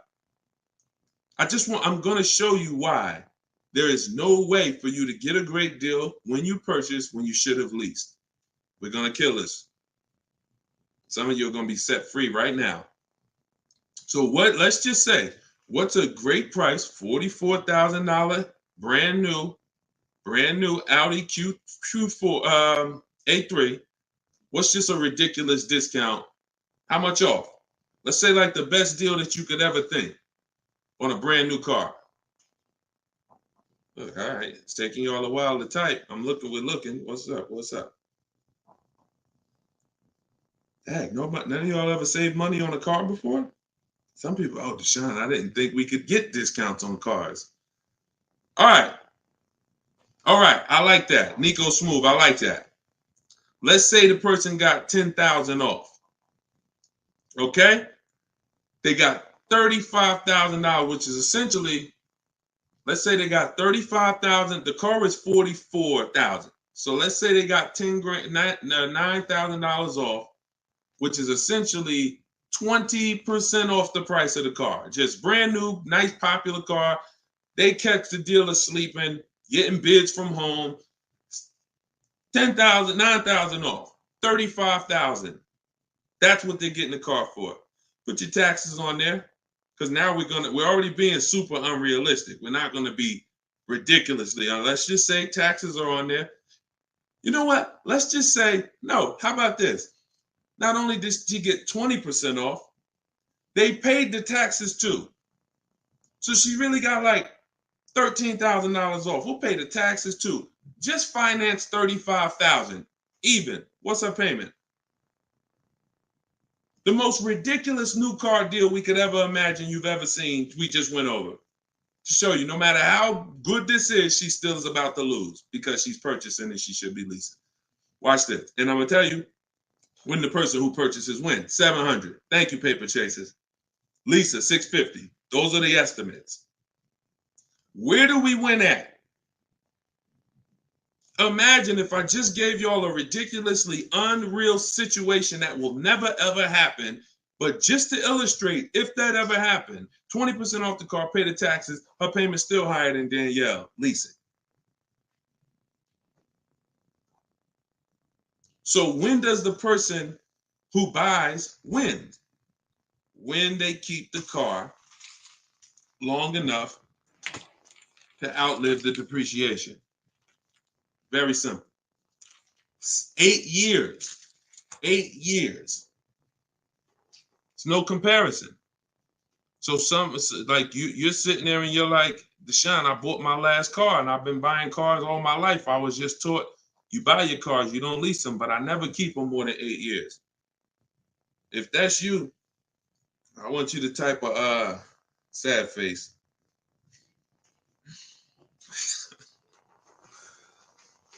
You've lost a lot of money. So what would you rather? Would you rather never hear about this, really go all your life listening to bad advice? And we might wrap this because we still got time. Before we even go back into more questions, we actually may go a little, because some of you are like, Deshone, well, what if you buy a new car, a used car? Because you just compared that to a new car. All right. So let's just go back one more time. Let's pull up Danielle's because we're on that scenario. So we already said Danielle drove out with a $550 a month lease, paid her first month's payment. Best impossible deal that'll never happen, unrealistic, made up, make-believe deal we just ran was still a higher monthly payment. So imagine with somebody who just goes in regular negotiations, maybe gets $2,000 off the list price. They're leaving paying it's people right now paying $800 a month for this car, $700 a month, easy, no money down. If they didn't put money down, some people tell you, oh, you know, well, I'm paying I got an Audi and I'm paying only $6,000 for it. Oh, they never tell you that they put $10,000 down. They never tell you that they put $10,000 down. They forget about that because the day they give the dealer $10,000, they want to forget about it. So they're definitely not going to bring it up in the story. No money down deals. This is what you're doing most times when you're leasing. So let's go back. Let's say somebody decides they're going to get a good price on a used one. Let's just throw this scenario in here real quick to end this. Instead of a $44,000 brand new one, they find one for like $28,000. Great used car price. $44,000 new. I got one for $28,000, maybe 4 years old, low miles, $36,000. Great deal, below market deal. Get it for $28,000. $28,000. Throw my taxes and fees on there. I'm at $32,000, $31,000. What's my payment? $31,600. Look what I'm buying too, because some of you that's what you think about with a used car. But I like the monthly payments.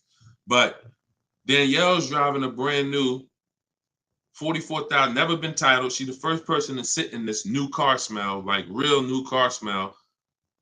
Latest and greatest options and features, full warranty. If anything breaks on the car, she's covered for 4 years. She won't lease it. She won't have the lease for more than 3 years.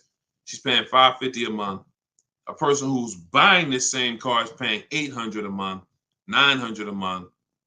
And a person who's getting a used version of this, 4 years old, 1 year left on the warranty, 3 years old, 1 year left on the warranty, and they're paying $600 a month. Everyone's paying more than her. And these are lease deals that we get all day long. Everyone's paying more than her. We can put every scenario. Only person that's not paying more than her is somebody who just drives like a 10-year-old Audi, 12-year-old Audi. They go pay cash for it, buy it from Facebook Marketplace or something like that, or people who go to the auctions and get, like a 12-year-old one. Those are the only people who could, flip cars and not lose. Everybody who's buying newer cars, is paying more than her. It's people paying $500 a month because they bought their Toyota Camry. They're paying $600. So you're paying $600. She's driving an Audi, $44,000 vehicle, no money down. You're paying $600. You're driving a Toyota Camry that you're not going to keep for more than another 2 years. Any car, replace it. Chevrolet, you could pay, Camry, Honda. You're not keeping these cars more than 8 years, and you're paying these ridiculous car payments, and you're the ones that, unfortunately, because you believe bad advice, you are not winning. You're losing. But would you rather me not tell you? God willing, you're like, man, I'm glad I'm young. I'm going to still buy more cars. Most of you are still going to buy more cars. It's good for you to find this out now rather than you never found out and you just passed it down to your family and your kids. And now They heard they don't lease. Now you got your 25-year-old. He never heard about leasing. He goes and he gets himself a $30,000 car because he got a good job. He said, all right, I could afford a $600 a month payment. He gets a $30,000 car. His payment is $600 if he put no money down, or maybe he put 10 grand down, whatever. Point is, he's paying between $400 and $600 a month for this car when he could be leasing a brand new version of that car for $350 a month. $350 a month, $600 a month. These payments are nowhere close. It's nowhere close. Depreciation is the unseen expense. So this is all step one. See what I'm saying? So when you're reading my book, you're going through leasing versions. I got a video on this, by the way. This is in my digital book. I'll link to certain videos to help you guys really understand certain concepts. But this is what we do. This is step one. Leasing versus buying is step one, because I know who was taught, be honest, never lease a car. Type me if you were taught never lease a car. You don't need a down payment, Lisa, and you don't need excellent credit. You need good credit. No down payments. I can show you right now, Lisa, on the screen. You can't see it because we rebroadcast these shows on TikTok, but you'll see it on Facebook, YouTube, or Instagram because they can see the slides that I'm sharing. Like every deal that I'm gonna show, like Kimberly. Look, she got a $91,000 Maserati, $944 a month, 39-month lease. $944 a month, $91,000 Maserati. She got bids. Use what I'm teaching you in my book. She got bids. 7 competitive quotes ranging from 1% to 1.8%. That's a crazy, but she saved 20 grand on a brand new Maserati. No money down lease. Bonita, this was in the middle of the pandemic. When people were, the Kia Telluride was one of, if not the most popular SUV all through the pandemic. People were paying $800 a month, $900 a month, $1,000 a month for these Kia Tellurides. She leased one in December 2022, and she got it for $600 a month, and she gave him $600. That's all she gave him. So, ask questions. It's better to ask questions about things that you may not understand versus making statements, because when you make statements, sometimes it can mean you're not in a full posture of learning. But I do get that you're dropping. Many of you are this is a game changer for you. This is a game changer. This is a money changer for you.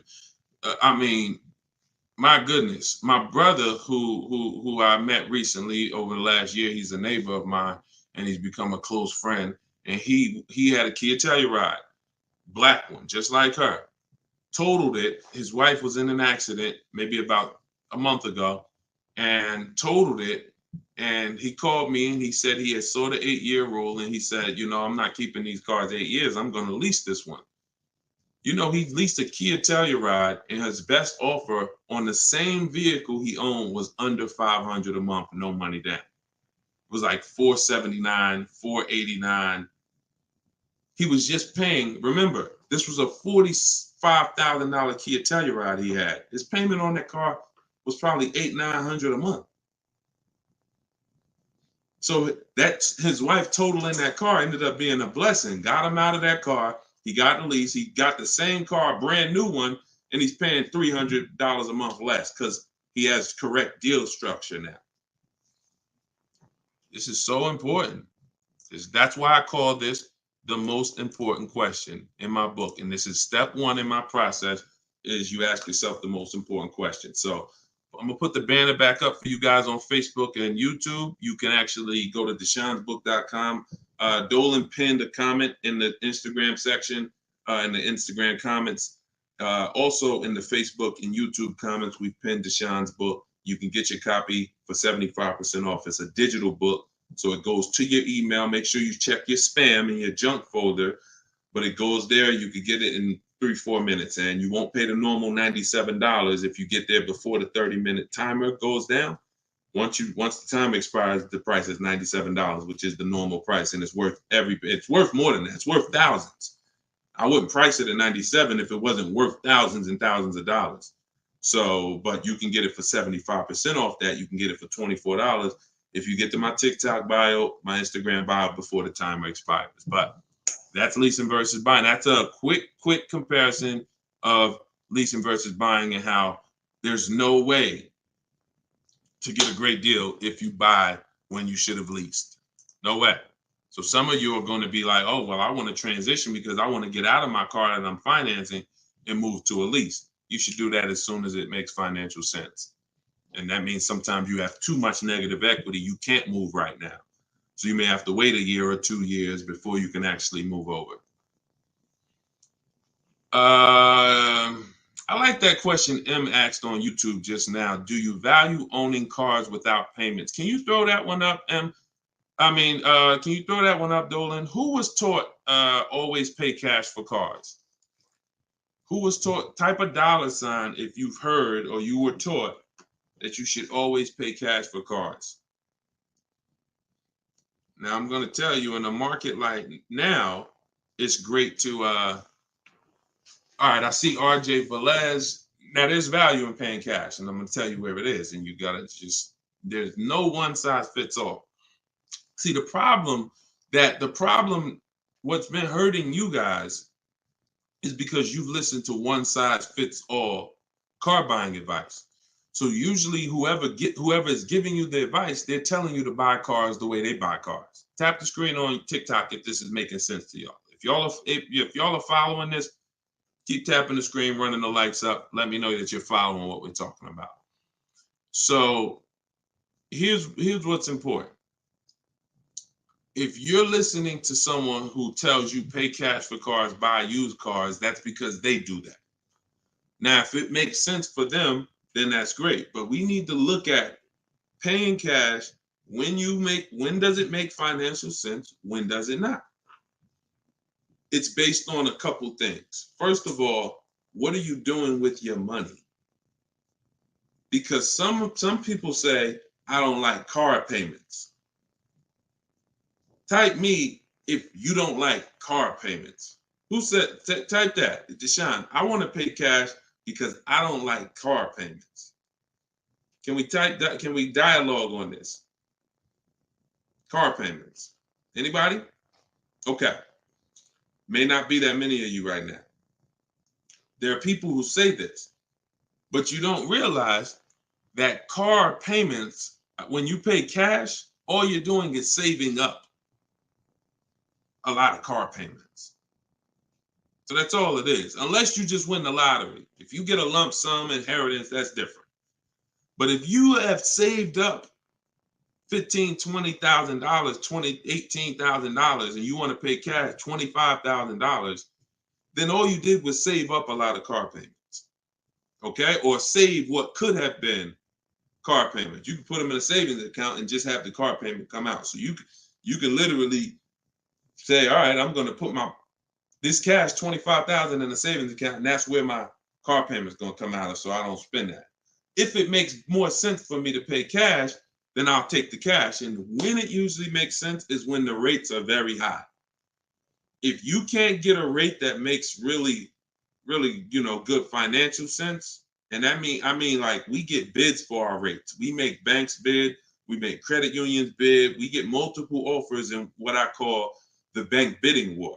You get this when you get my book too. This is actually a section I wrote. It's like, maybe it's 3 steps to it of how to get the bank bidding war. But once you get those bids, if you can't get a good rate, then it really doesn't make sense for you to pay cash. I mean, it doesn't make sense for you to borrow the money when you can pay cash for it.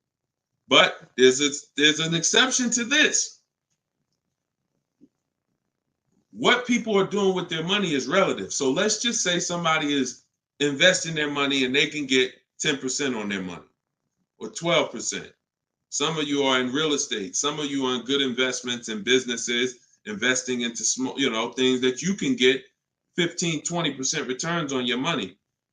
It doesn't make financial sense. If you could get that type of return on your money, why would you want to put it into a car that's going to get you not just a low return? What's the return on a car, y'all? When you pay cash, you pay $25,000 into a car. What is the return on that? On the cash, what's the cash on cash return? Because I don't want to talk about this much because everyone's not paying cash. It's a small number of you who will, but I want you to be able to know when this is a financial conversation that if you're paying cash, you should understand this. If you got $20,000, $30,000, $40,000 saved up, you thinking about paying cash for a car, this should be an easy conversation for you to follow. Okay. All right. Actually, everybody said the return is 0. I haven't seen anyone who's correct yet because it's not. The return would be 0 if you put the 25 in and then 5 years later you came back and got your 25 out. That's a 0 return. If you put 25 into an asset and then you come back in 5 years and you should give me my 25 and they say, well, it's 5 years later, this asset is now only worth 12. What's the return on that? What's up, Big Spoon? What's the return? Not 0. It's negative. It's negative. So you wouldn't take money out of investments that are getting you 10%, 12% or more to put into something where that cash is going to be a negative return on your cash. So that's one thing to consider based on who you are. Another thing is to consider if your money's not invested, you're not doing anything with your money, then just keep the debt down. Keep the debt down. Another thing we do is we see if there's any special rates on the car we're buying, because when rates are high, traditionally, you're not getting a low rate from a bank or credit union. Rates are 6, 7, 8% on average. You're not going to see 3%. But sometimes you'll see 3% as a special rate. That's car specific. So if I'm shopping for a Mazda CX-5, I'm going to check to see, do they have any special rates this month on the car I'm shopping for? It might be 2.9, 1.9, 0% sometimes. And these are instances where it doesn't make financial sense to pay cash. If I can get this type of rate, use the bank's money for a very low percentage, and then turn around and use my money and keep my money invested or keep my cash. Maybe you just want to have your cash. Once it's in the car, you can't get it. So once you put your money cash in the car, you can't get that money back out until you sell the car. But if you can keep the money and get the car, now you have your cake and you eat it too. I still got my cash, but I'm leveraging the bank's money, paying them small amounts of interest to use it. So people see interest as the only loss. I don't want to pay interest. That's programming. That's not what would be talked about in a finance conversation. And if you want to get religious, because some of you say, "Oh, I don't want to pay interest because of religious reason," then it's a partnership. It's not a debt. It's a partnership. Anyway, let's not get all into that. Just paying cash is right sometimes for some situations. Paying cash is not right sometimes for other situations. The key is, which situation are you in?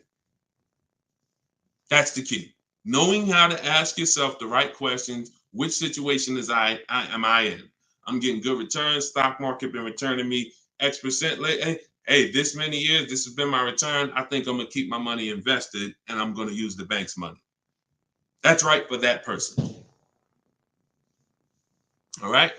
So that's a great question. I don't know how we went deep on that, but we're going deep in this stream. I normally do rapid fire Q&A. We're going deep on some subjects. And again, this is all in my book. Everything that I'm teaching is in my book. Every part of my strategy, it's a 7-step process. First step is most important question. Second step is deal structure. The equity assessment for those of you who are replacing a car or a lease, assessing the equity in the asset to see how much money we can pull out, if any, to either put in our bank account or use in our next transaction. Third step is deal structure. Fourth step is shopping, not buying. It's actually called shopping, not buying, where we enjoy shopping, we enjoy test driving, we enjoy the process. We're about to spend $30, $40, $50, $100,000. We actually enjoy shopping for the item. There's no pressure because we're never talking numbers in the dealership, ever. That's our rule. Step 5 is multiple offers. So once we've selected what we're going to be getting, it's time to get multiple offers on it. If we're getting a used version, it's time to see multiple options of it. And if in step 5 in my process, used car shopping is online marketplaces. You're using online marketplaces, cars.com, carfax.com, autotrader.com, cargurus.com, Carfax, CarMax, Driveway, and Carvana. 8 marketplace, eBay Motors. See, some of you are missing great deals because you're only looking at 2 of the marketplaces. That's like you're not going to see below market deals until you can see the whole market. So when we're shopping for used cars, that's what we do. When we're shopping for new cars, we use my 25 to 5, where your goal is to get 5 offers. If you are shopping for a new car or a lease, your goal must be to get 5 offers, because until you get at least 5, you are not going to get a below market deal, because we have thousands of people who have come before you who have used this, and they report to me, they report their deals to me. So when I can tell you the deals we see, we have to get at least 5 offers, because 4 are overpriced. Some people get 6, 7 offers. You saw Charles earlier on his Palisade. I think he said he got 10 offers. But once you learn how to get them from home, either you could do it your way. You want to call and get them. You want to ask for managers to get them. I don't care what you do. If you're using my process, we don't do any talking. So when you're using my book, we're not talking, because when you talk, who knows, when you talk, you can say the wrong thing. When you type, and then you're typing what I wrote for you. Because in my book, you're using what I wrote for you to talk to the dealers by email. So I can't even say talk to the dealers, to communicate by email, because we know everything they're going to say. So then the step 6 is paperwork and protection. Once you get your lowest offer, you find the best option. It's time for the paperwork. And then step 7 is delivery. That's it. So everything that I teach is out of one of those 7 steps. And, part of why you have not gotten the deals that you see me sharing is because you don't have any process. You're just winging it. You're just hoping things go well for you. And that's just not a place of empowerment. That's just not a place of empowerment. Strategy is here. So, so we went deep on some of what's in that book and what you'll learn if you get it in the comment section, or you can get it in my TikTok or Instagram bio. If you're watching us on TV, you can also scan that QR code with your phone. And as long as you get there before, but now you're seeing why the book's worth $97. I see why you priced it at $97, Deshone. You know what I'm saying? That makes sense. You breaking this down and telling us what's in the book, and it's a digital book with links to videos and scripts and things you copy and paste. Oh, I see why this is a $97 book that you can get for 75% off. $24 before the timer runs out. Go ahead, Dolan. Yeah, this has been good so far, though. I do like this. Are you enjoying this dynamic? If you are, type something. The word something. Let me know you're enjoying this. All right, this is from TikTok. I'm told lease deals are new each month. Yep, they usually are. Why shop if brand has same financing deal? There's no same financing deal. So lease deals change every month. I'm going to make sure I'm trying to understand your question right. I'm told lease deals are new each month. Lease deals usually change every month. Sometimes they'll run the same one for 2 months, but usually something changes about the lease deal either every month or every 2 months. Why shop if the brand has the same financing deal? Well, we're shopping for offers. So shopping is to get offers. The financing versus leasing is the first question you should be asking yourself, though.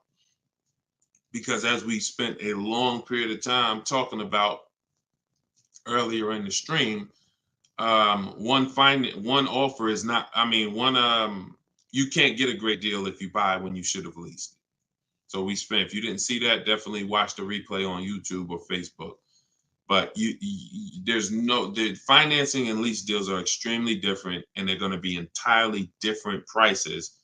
And we can't even depend. We don't even. Another thing you're doing, if you're buying a car, looking at the special finance deals is important, because that's how we see if they have 0% or 2% or 3%. But looking at the lease deals is absolutely pointless. Looking at the lease offer I don't even call it a deal. It shouldn't be called a deal. Anything that 100 people can come in and get is not a deal. They're not going to offer a deal to 100 people and say, hey, come on in and we make almost no money. See, what Charles paid, look, on his Palisade, $48,000 Palisade, he's paying $597 a month. Sean getting there, he got his F-150 Lightning XLT, $73,000 truck. His lowest bid, he saved, he got it for $4,999, what's this? $21,000 off is what he got. We're showing it on the screen right now in case you think we're capping. You know, we don't need to. You know, this is, look, Frina, y'all saw Frina, 579. This is Tiffany, who wrote us in when she got her deal using my book. She said, I believe we got a good deal from what we learned from the book. Look, it was a $44,000 MSRP that she got $6,530 off the price. That was her lowest bid. So you're nowhere close to what normal people are paying and what is advertised on these vehicles. What's advertised on these vehicles is not a deal. A below market deal is something where the managers don't really want to make it. But you know what? It could happen for a number of reasons. Somebody wants to beat their competition. Sean said he had to go 100. We shop out of state. You'll get very used when I walk you through shopping from home, and you know, you'll see. I mean, if you're gonna do it your way and you get used to it, you'll see you're in more control. You're in control. So, but a lot of times your best offer is going to come from a dealer that's not close to you, because the dealers that are close to you feel like, why do we need to give them a deal? They're going to come in anyway. Because that's what most people do. You're going to walk in the dealer anyway, and you're going to talk numbers and try to negotiate. That's what most people are going to do. Why do we need to give these people deals? But this person who is now talking to multiple dealers from home, they hold the cards. We hold the cards. And then one person wants to beat everybody, and they do that. But you gotta, I'm gonna say this and then Dolan throw the next question up. If everyone could get below market deals, then they wouldn't be below market deals. They would be normal deals. It would be the average price. Y'all, is that clear? Is that clear? If everyone could get below market deals, if it didn't take strategy to get below market deals, then they would just be regular deals. You know? All right, this is Rhino from YouTube. What is a good range of credit score to go for a lease? Great question. Anytime you guys hear a question you like, just start tapping the screen, please. Appreciate y'all continuing to run the likes up on TikTok. What is a good range of credit score for a lease? So what I teach is the parameters. It's more about profile versus just score. The score is one step of your profile. It's one portion of your profile, score. But you also have income. You have something I call comparable credit. I don't call it that. The bureaus call comp credit, which is you've had a car loan before. So you could have a lower than fair credit. You want to be in at least fair. If you're in the fives, I wouldn't go a lease route. I would go a different route, which I have in my book. You get a smart car, set yourself up for a lease. Not the smart car that y'all thinking of, those little ones. It stands for saving money at the right time. We get the smallest car we could get a loan on, pay the payments for 2 years, then we flip into a lease. Because again, payment history weighs very big. So, but if you're in the 620, 630, but you got on-time car payments for the last 3 years, 2 years, 5 years, you might have, high balances with your credit cards, but your car payment has been paid on time, but your credit score is low because you're using a lot of your available credit. So in that case, you got a great shot of getting a lease because you're replacing a car, you're replacing a payment, you're not adding a payment. But usually, 650, 660 and up. 660 and up is usually the best to stay out of that manipulation zone. But again, if you have a lower score than that, but you have good income, good, you've been at your address a long time, these are things that weigh in the profile. You've been on your job a long time, versus, hey, you might have a 700 score, but you only been on your job for 6 months. That could affect you. So it's not just score, it's profile. But most leases are easier to qualify for than you guys would believe. I got my first lease and I had a 6-something credit score. Now I did have to pay, I remember $25 more because of my credit score. I didn't get approved at the first tier. I went up $25 or something like that. But I was still paying $256 a month for a brand new Pontiac G6. It's a $20,000 car. So I had friends that were paying $500 a month for Toyota Corollas, $20,000 cars. $23,000 brand new Toyota Corolla. They're paying $500. They're paying, and I'm paying $256. These things make a difference in households. Thank you for answering, brother. Just purchased your book too on your website. Enjoy it, brother. Now, I don't even say enjoy it. I use it. Use it. And there's 2 ways to use it. I don't recommend going through the book and then shopping. I recommend you don't, the book is written in a way where I ask you, it's like if you called me and said, hey, D, what's my first step? Here, do this, and then call me back. You wouldn't call me and be like, Deshone, give me all the steps. I wouldn't give you all the steps because you would forget them. I would tell you, all right, how many years we keep in the car? 4. Okay, we leasing. How many years we keep in the car? 10. All right, we purchasing. Then we're gonna move to the next question. We need to do our equity assessment. Go on these websites, call your bank, get your payoff, do these steps, call me back. Okay, boom, I did that. All right. So once you put those things in an order, you'll see that you threw me off, Dolan, throwing that question up. But yeah, Rhino should. Oh yeah. Anyway, what I was saying is use it. So you could go through the book. I would recommend you go through it, do 1 step, check it off before you move to the next step, so that by the time you get to step 7, I'm congratulating you saying, let's get ready for delivery. Not, oh, I'm at step 7. I read the whole congratulations. Oh, that was so nice. That nice message you write to us when we get our cars at the end. That's nice, Deshone. You shouldn't be reading that until you got your car. You get what I'm saying? I'd rather you go through the book that way. It'll be a lot quicker, a lot more effective for you. All right, but use it. Use it. Great. All right, Dolan, throw that up for me now. Thank you, man. Appreciate you. Okay, Freon on YouTube said, what about refinancing when the rate drops? Absolutely. If I'm buying a car and I'm paying a high rate, what is considered a high rate, 7-8%, depending on the car. Now, there are times where rates are high. That's the best offer you could get. But there are times where we know rates are 3%, 4%. There's time when the rates was 2 and change from the credit unions and things of that nature. So, relative to what they've been, these rates are high. So, yes, as long as you have a great car, the goal is always to get a great car. You could change the loan, like Freon said, by refinancing. So let's say I have horrible credit, 400 score, I need a car. I'm going to make sure the car I get is absolutely a great car. I mean, it must last. This is the thing you need to be looking for. I need to make sure I'm getting a car that's going to last, because I could always fix the loan. But if you fix the loan, refinance, but you got a bad car.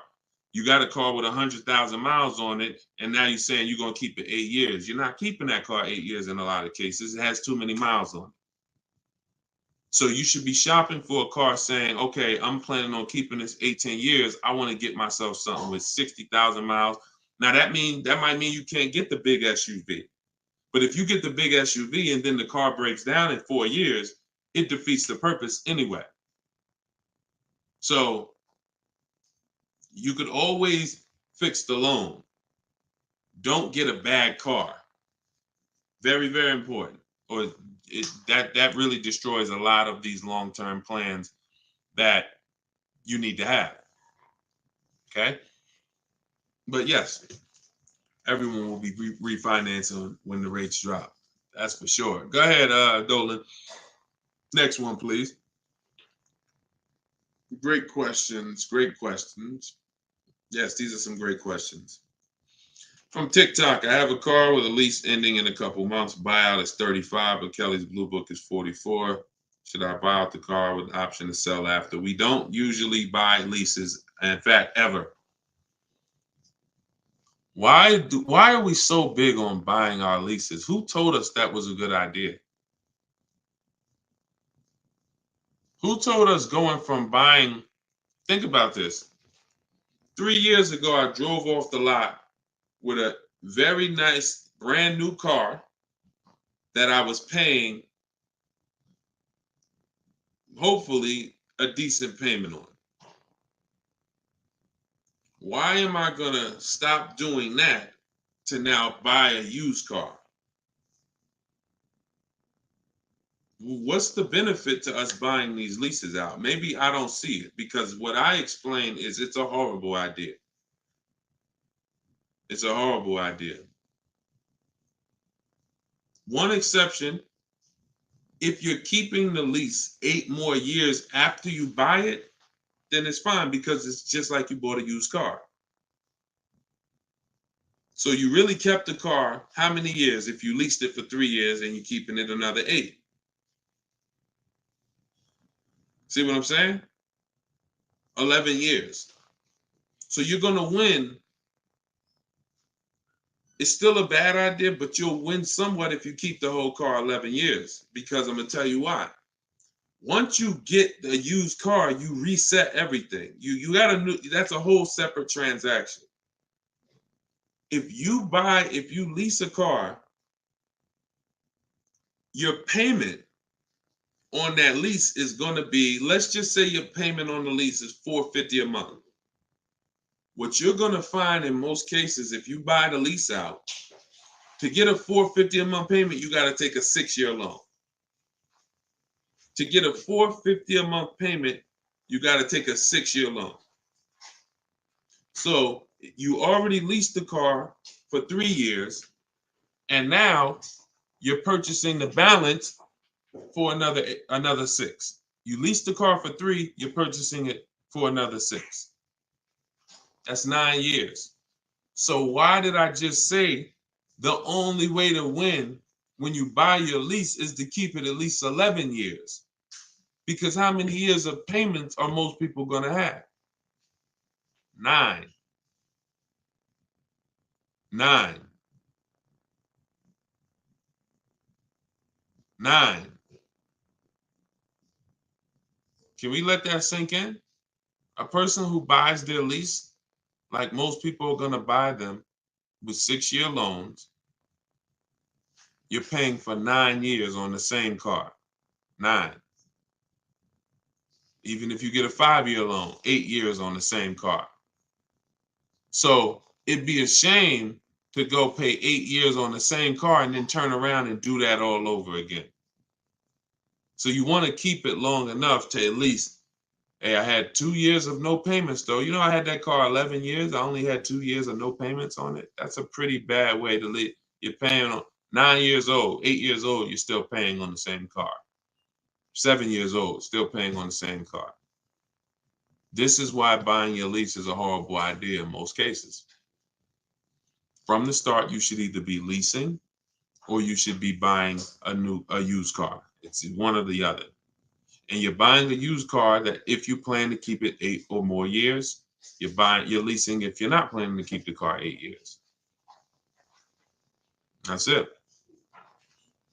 Not many cases where these make sense. Go ahead, Dolan. It's a great question though. And I'm hoping we can help a lot of people stop doing that. And eventually maybe 10 years from now, 15 years from now, people won't be asking these questions, but it's a very, very common question. Go ahead, Dolan. Shoot the next one up, brother. Nico Smooth on YouTube. What's up, my man? Deshone, if I wanted to counter offer lower than what the calculator generated, would that be realistic? Getting 1.4% would like to get around 1. If your lowest offer is 1.4, then that's the lease program. If your offers are 1.4, your offers should not be the same. That means you don't have enough offers. If all the offers are in one spot, 1.4, that means you're not getting enough. Once you get 5, 7, you'll see they should be at least $150 to $200 a month difference. That's how it should be. $400 to $600 a month. $600 to $800, $600 to $750. That's how it should be.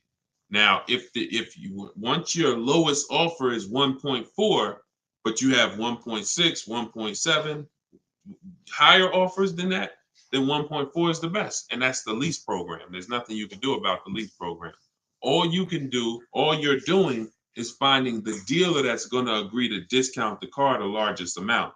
The lease program is then going to dictate what the payment's going to be. But yeah, you're on the right track.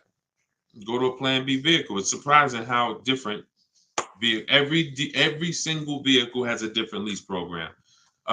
In regards to what and just to really hammer this home, Zafrina, who we showed first at the beginning of the stream, she had a $579 a month lease on a $65,000 truck. She was shopping for a Jeep Grand Cherokee Limited because that's what they had and they were replacing the lease.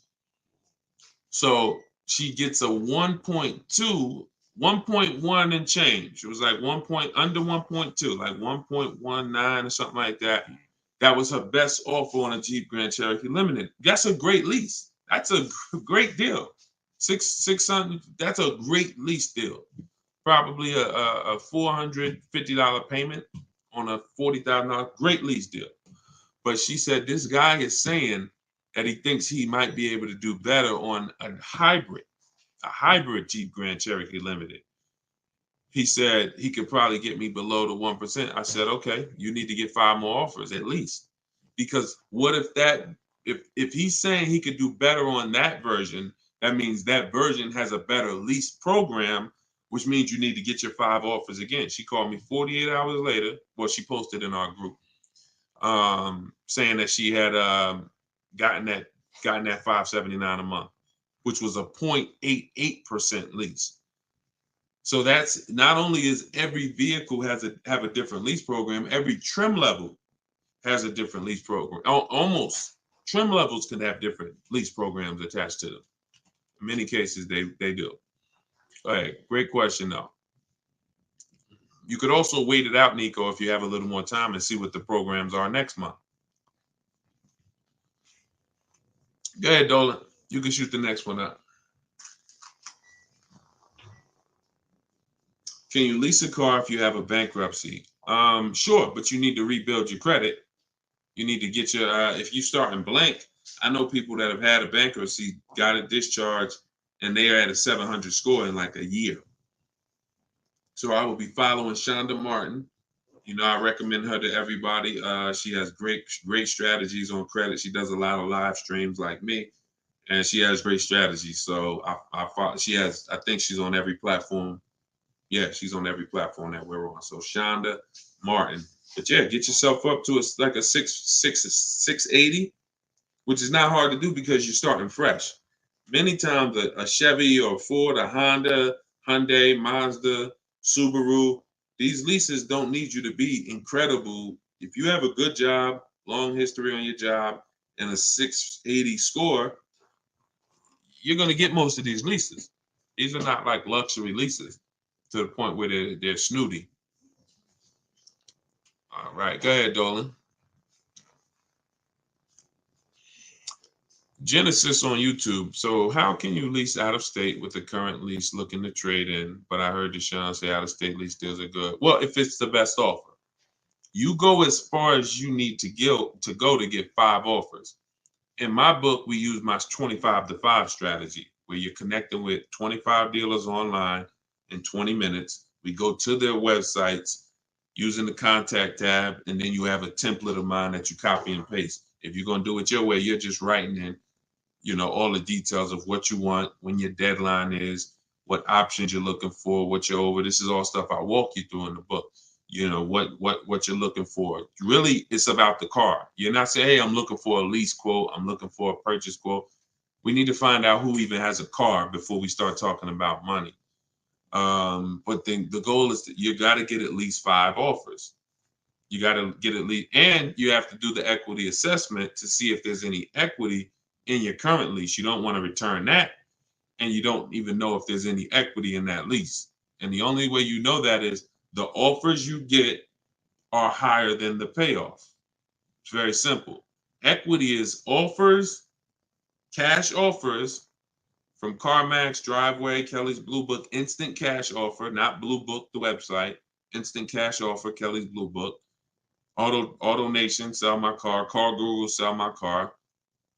You have to get these offers, and if those offers are higher than your payoff, then you have equity when you sell the car to these people.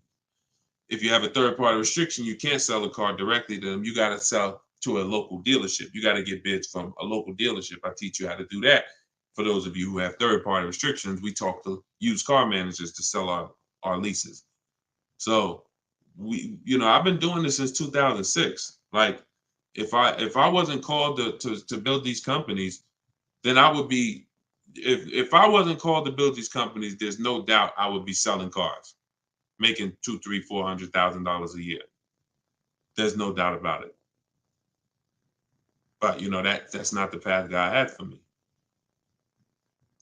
So what I'm telling you is based on me understanding 99.9% of the car buying of the industry inside and out, and giving you the way to actually stay in control, call the shots, have the business come to you, have the banks come to you, have the cash offers come to you, and then you're just simply picking the best ones as they come to you. So this is all in my book, Cars from Home, 7 Steps to Saving Time, Money, and Avoiding Dealerships. It's a digital book.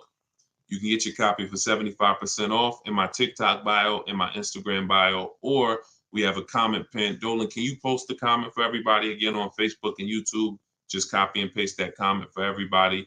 And also we'll put a banner up on the screen for those of you who are watching us on television. You can scan this banner with your phone, and it'll take you to the 75% off page. So you'll only pay $24. You won't pay the normal price of $97. But that offers for 30 minutes. Once the timer does expire, $97 is your price to get it, which is still a great price. I'm sure everybody who spent time with us today can see why $97 is going to save you probably tens of thousands of dollars, depending on how many cars you get. Sean saved 20 grand on his first car. So for those of you who want to attend my free masterclass, Everything You're Doing Wrong, Buying, Selling, and Leasing Cars, you can attend that in my bio. We'll also put another comment for those of you who want to attend that. That's about an hour-long class, and I'm teaching very specific. You'll need a notepad for that. That's not just Q&A, although we do Q&A after. So you guys can go watch that, and so we'll put, and that's also in my Instagram and my TikTok bio. So the information's available, y'all. That's the whole point. There's no excuse. Everything that we talked about today is really financial awareness, financial literacy that you have not learned. You haven't heard of it before, but this has been around. We've been doing this for 3 years. Over 2,000 people have come before you. We have over 6,000 people that have this book now. So this ship has sailed. This car buying from home, you're late to the show now. And you can't afford to go buy another car the old way and think you're getting a good deal. You can't afford to do that. I mean, money is very hard to come by for some people, and you need to, I don't care who you are, you should take it seriously. So this is why we're here. And so you can get it from my free videos, from these Q&As, in my book, in my masterclass. I don't care how you get it. You want to join me in Maps Academy and have me coach you through your car buying. I don't care how you get it. Just make sure you get it. Get in where you fit it. All right. So that was episode 17. All right. We'll see you on episode 18. God bless y'all.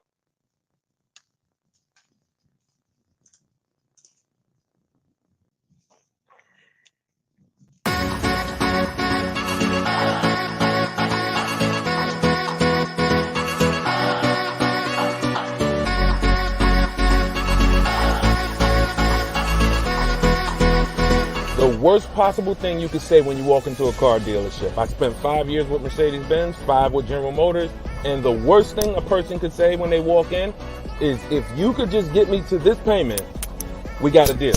So your loan's probably still like 19, which means you got to pay to get out. You're upside down. It's called negative equity.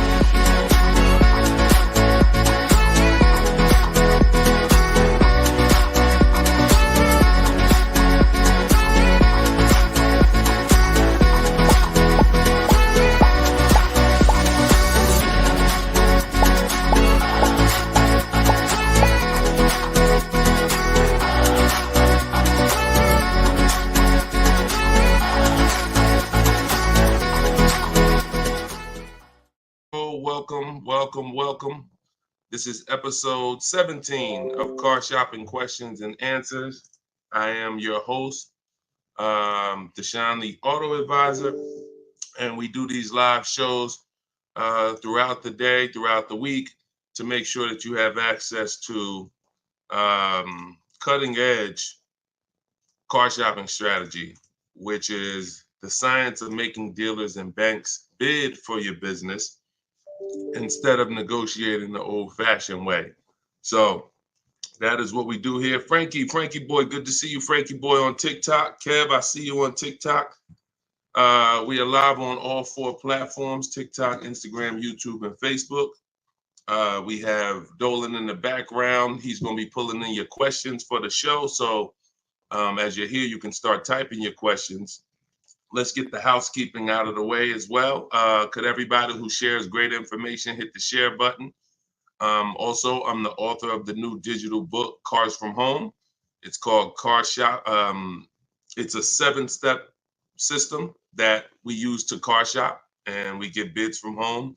Everybody that you're going to hear me talking about today, I'll be sharing a lot of different people throughout the broadcast that use this system, so that you can see the different results that you will get when you start learning to make dealers bid for your business instead of negotiating the old-fashioned way. So thank you to everyone who has reviewed the book. Again, this is our Thursday, 12 p.m. live.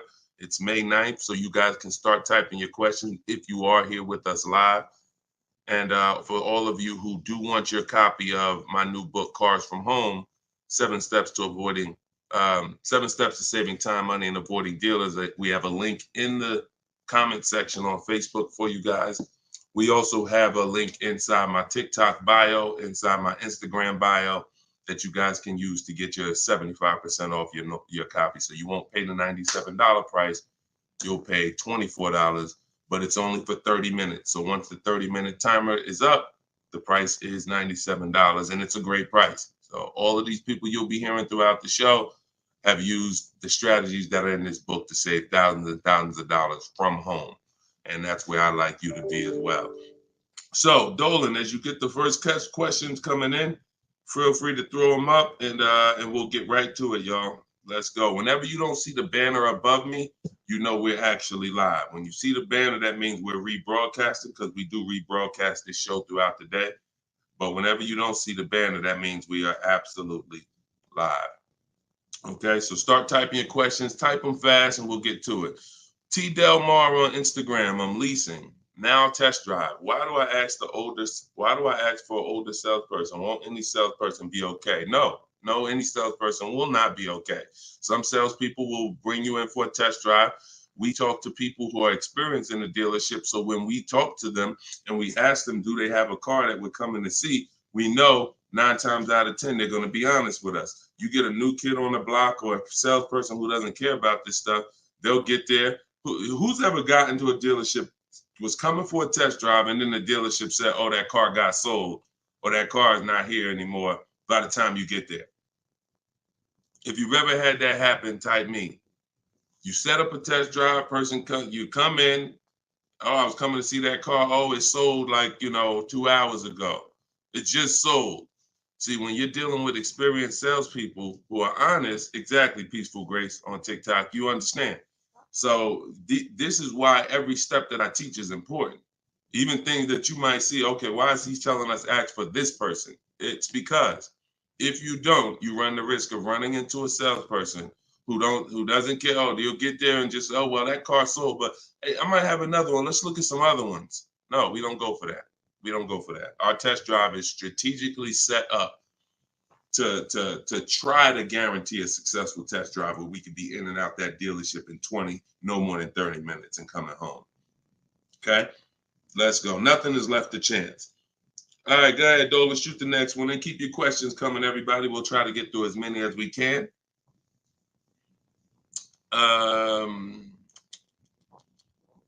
I see you got all right, we got one that just came in on TikTok. We'll give everybody a chance to come on in and start typing your questions. Try to type them all in one question, kind of one long question versus, continuations and continuations. Shaderick Will on TikTok. How do I get out of a finance contract without it being on my credit as a repo?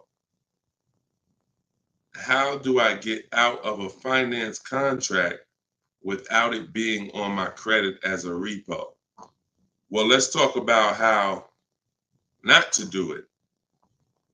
If they take the car back because you didn't pay them, that's a repo. So if they take the car back because you didn't pay them, that's a repo. So if you do that, that's a repo. So let's talk about how not to do that. You could sell the car. The only way to get out of a car without it being a repo is to sell the car. So you need to find out what your equity position is in the car. You need to call the bank, ask them how much you owe. That's called a payoff. Get your payoff amount, how much you owe, and then you're going to get offers. You're going to do what we call an equity assessment, where you go into the 6 online car buyers and you get you get these bids. CarMax, Driveway, Carvana, Kelly's Blue Book Instant Cash Offer, AutoNation Cash Offer, and Car Guru's Sell My Car Cash Offer. Those are 6 different cash offers that you're going to get, and whichever one's the highest, that's the one you would take. What's up, Dave DFW? I see you. What's up, Yono? That's how you get out of the car. The only way you're going to get out of a car you want to replace people is to sell your way out of it. Because we don't trade. In most cases, we do not trade because you don't get all the money. When do you get all the money trading anything? You know what I'm saying? Who can tell me an item that when you trade it, you get the most money possible for it? I'll wait. Anybody? What's up, Bobby I Modern? What's up, Bell? See what I'm saying? So we understand. You're not going to get all the money of anything trading it. You sell it. That's the way. And most times, you guys are taking $2,000 to $3,000 to $4,000 less for your vehicles, trading them. You're losing. See, again, you can't take the price, the monthly payment seriously, but not take the price of the car you're buying seriously. Not take the shopping for your interest rate seriously. Not take the selling of your old car seriously. Because you may be more focused on saving $1,000 off the price of the car you're buying, but you're not putting that same energy into how you shop for your loan. You're giving the bank $2,000 or $3,000 more because you're paying higher interest. Or you're not doing this bidding process. You're trading in your cars and you're paying $1,000, you're getting $1,000 to probably $4,000 less than what you would get selling these cars to online car buyers. So that's how you get out of a car. Only way you can do it is to sell your way out of it. And if you have negative equity, to pay the difference so that you can get out of the car. But if you just let them come take the car, you can finagle anything you want to try to not have it be a repo. It's a repo. It's a repo. And so the time 3 years ago, everyone could have sold their car and really got out of them because the prices of cars were so high. What's up, Alan Denson? Thank you so much. Appreciate you. Yeah, so that's it. Go ahead, Dolan, shoot the next one in. This is our Thursday live show. My man, Alan Dawson, appreciate. Oh, Alan Denson. Yeah, appreciate you, man. Thanks for supporting the broadcast. This one's Optimal Living from TikTok. This is our Thursday, May 9th live show at noon. So whenever you guys don't see the banner above me, that means we're live. You can send your questions in, and we'll try to get them into the show. Grand Rising, I want to buy a used approximately $10,000 or less, approximately $10,000, less than 100,000 miles, 1 or 2 owners, like a Honda, Hyundai, Volkswagen, good gas mileage, easy to repair. Any suggestions? Well, you have a lot of filters there.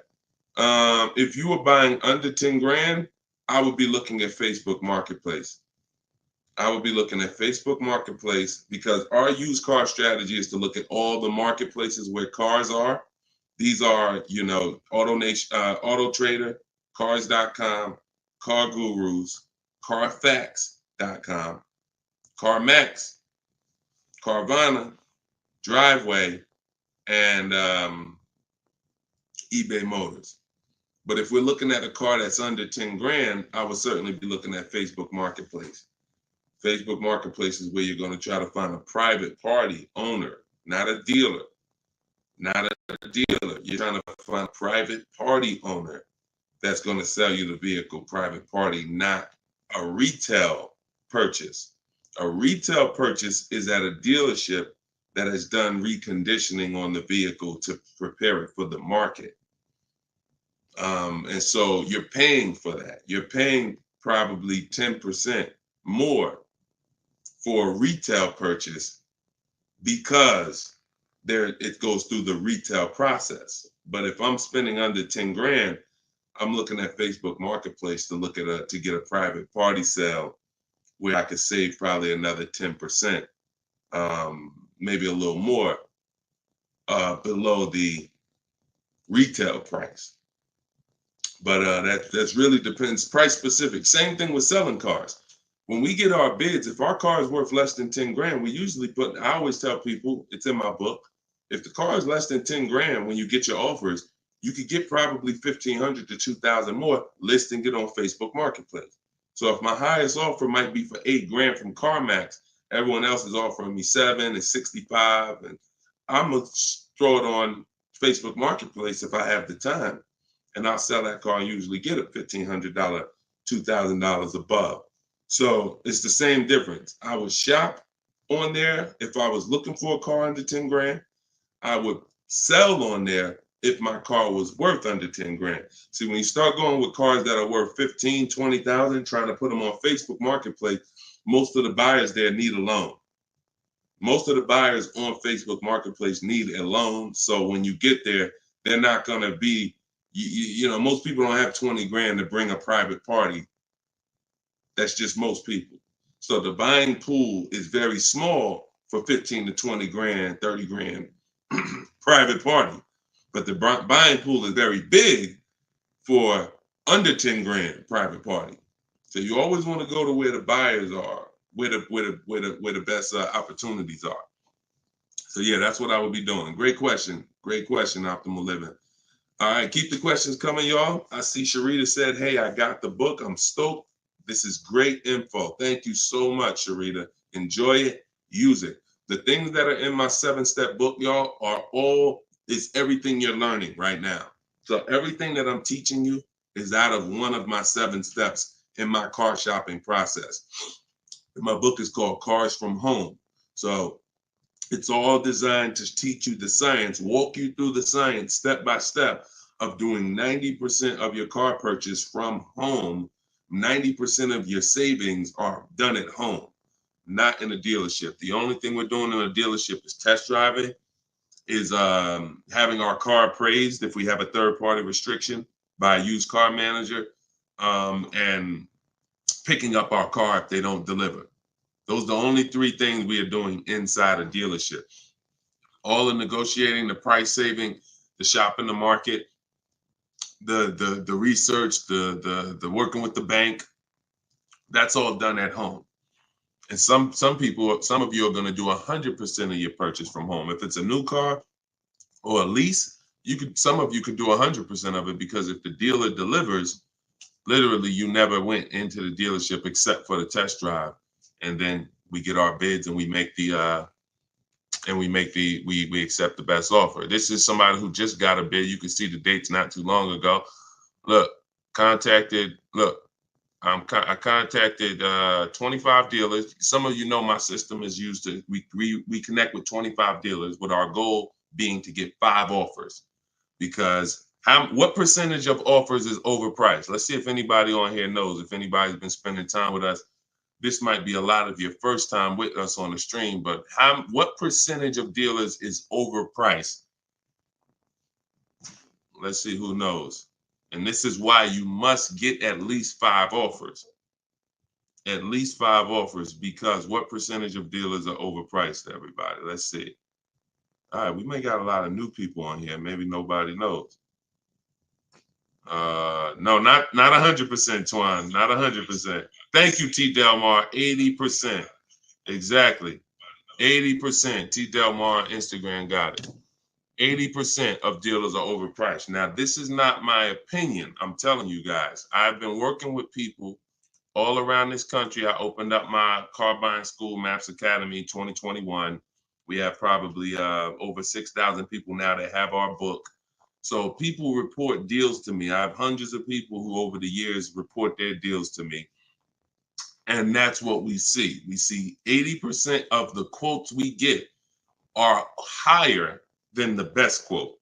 So when you get your 5 offers, one of them is going to blow the other ones away, but the other ones are going to be significantly higher. And when you look at somebody like this is Teddy. Teddy he said, I received 10 offers. He said, I only use the scripts provided. So in my book are the scripts he's talking about that you copy and paste. This dealer's initial quote came back at 937. Using the counter offer calculator, which you have in my book as well. Using the counter offer calculator, I countered at, I closed on this, wait, hold on, I can't even read. I closed on this 2024 BMW i4. MSRP is $73,855. $73,000. Pay attention to this, y'all. I counted at 829. He came back with 856. My highest offer during this process from a different dealer was 1123. My local dealer, there's a lot happening here in this post if y'all pay attention and dissect it. My local dealer came in at 986 and even told me in an email that he didn't think I'd find a better deal out there. I didn't speak to one salesman on the phone until after the credit was ran and the deal was secured. I even got them to cover my last 2 lease payments. This is how you get, see, if I was to ask Teddy right now, Teddy, bet me $1,000 that there's not a better deal out there. He'd most likely take the bet because he connected with 25 dealers. He got 10 offers. He used it. You can never accept a deal without countering because we don't know what the bottom is until they say no to the counter or until they say, no, I can't do that, but I could do this. Now we know they're at the bottom. So all of this stuff can't happen. You're not going to have price assurance, which means you guarantee you paid the lowest price, and you're not going to be able to get these numbers until you sit at home and start getting the offers at home. It is impossible to get these types of numbers, this type of confidence, this type of assurance walking into one dealer. Even if you got a good price, there's no way you even know it's a good price. until you have enough offers to know this one right here is the best offer. He might have thought his local dealer was making him the best offer at $890. What he said, his local dealer came back $986, because remember, he has other offers that are $1,100. But if he accepts that offer, he's never pulling away in this BMW for $856 a month, a $73,000 vehicle. Now, again, I'm gonna ask y'all before we pull up the next question, and we are live right now. It's Thursday, it's May 9th, and this is our 12 p.m. show. Once again, I'm gonna ask y'all a question. When you look at what he's paying, some of you have seen every $5,000 on the price of a car is how much a month? Every $5,000, because this is a $73,000 car. Now I'm going to talk to some of you who don't understand leasing. Some of you who are taught you always buy your cars no matter what. And I'm going to show you what this car would have cost him monthly, if he didn't know that leasing was better for him, because he doesn't keep his car 8 years. Thank you, Gerard Young. Every $5,000, Gerard just answered. Emo also answered it on YouTube. The question was, every $5,000 on the price of a car is how much per month? Approximately $100 a month. So when you look at a $20,000 car, automatically you should think $400 a month. You're looking at a $40,000 car, that's $800 a month. You're looking at a $50,000 car, that's $1,000 a month. 5 years on a 5-year loan. You're looking at a $70,000 car, y'all, that's $1,400 a month. $1,400 a month. His car is $73,000. Not to mention, there's people right now that are driving this same exact car Teddy got, same exact BMW, $73,000. They're paying $1,400 a month. He's paying $856. Are y'all getting this? Are y'all getting this? So my book is in my TikTok bio. Click the link there. You can get it for 75% off. You won't pay the normal $97. Go ahead, Dolan, shoot the next question up. Instagram, you guys can go to my Instagram bio and get your copy for 75% off. And it is a step-by-step formula for how to get these deals. That's everything I talk about on these shows. Go ahead, Dolan. Shoot the next one up. Leo, I've been selling cars for 20 years. This young man is speaking the truth. Man, I appreciate it. See, and this is what the 20% of dealers do.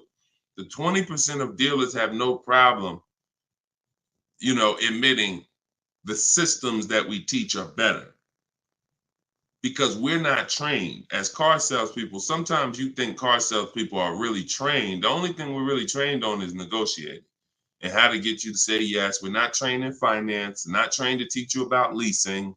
We're not trained to teach you about negative equity, depreciation, all this stuff that we should be trained on, because you're buying a depreciating asset.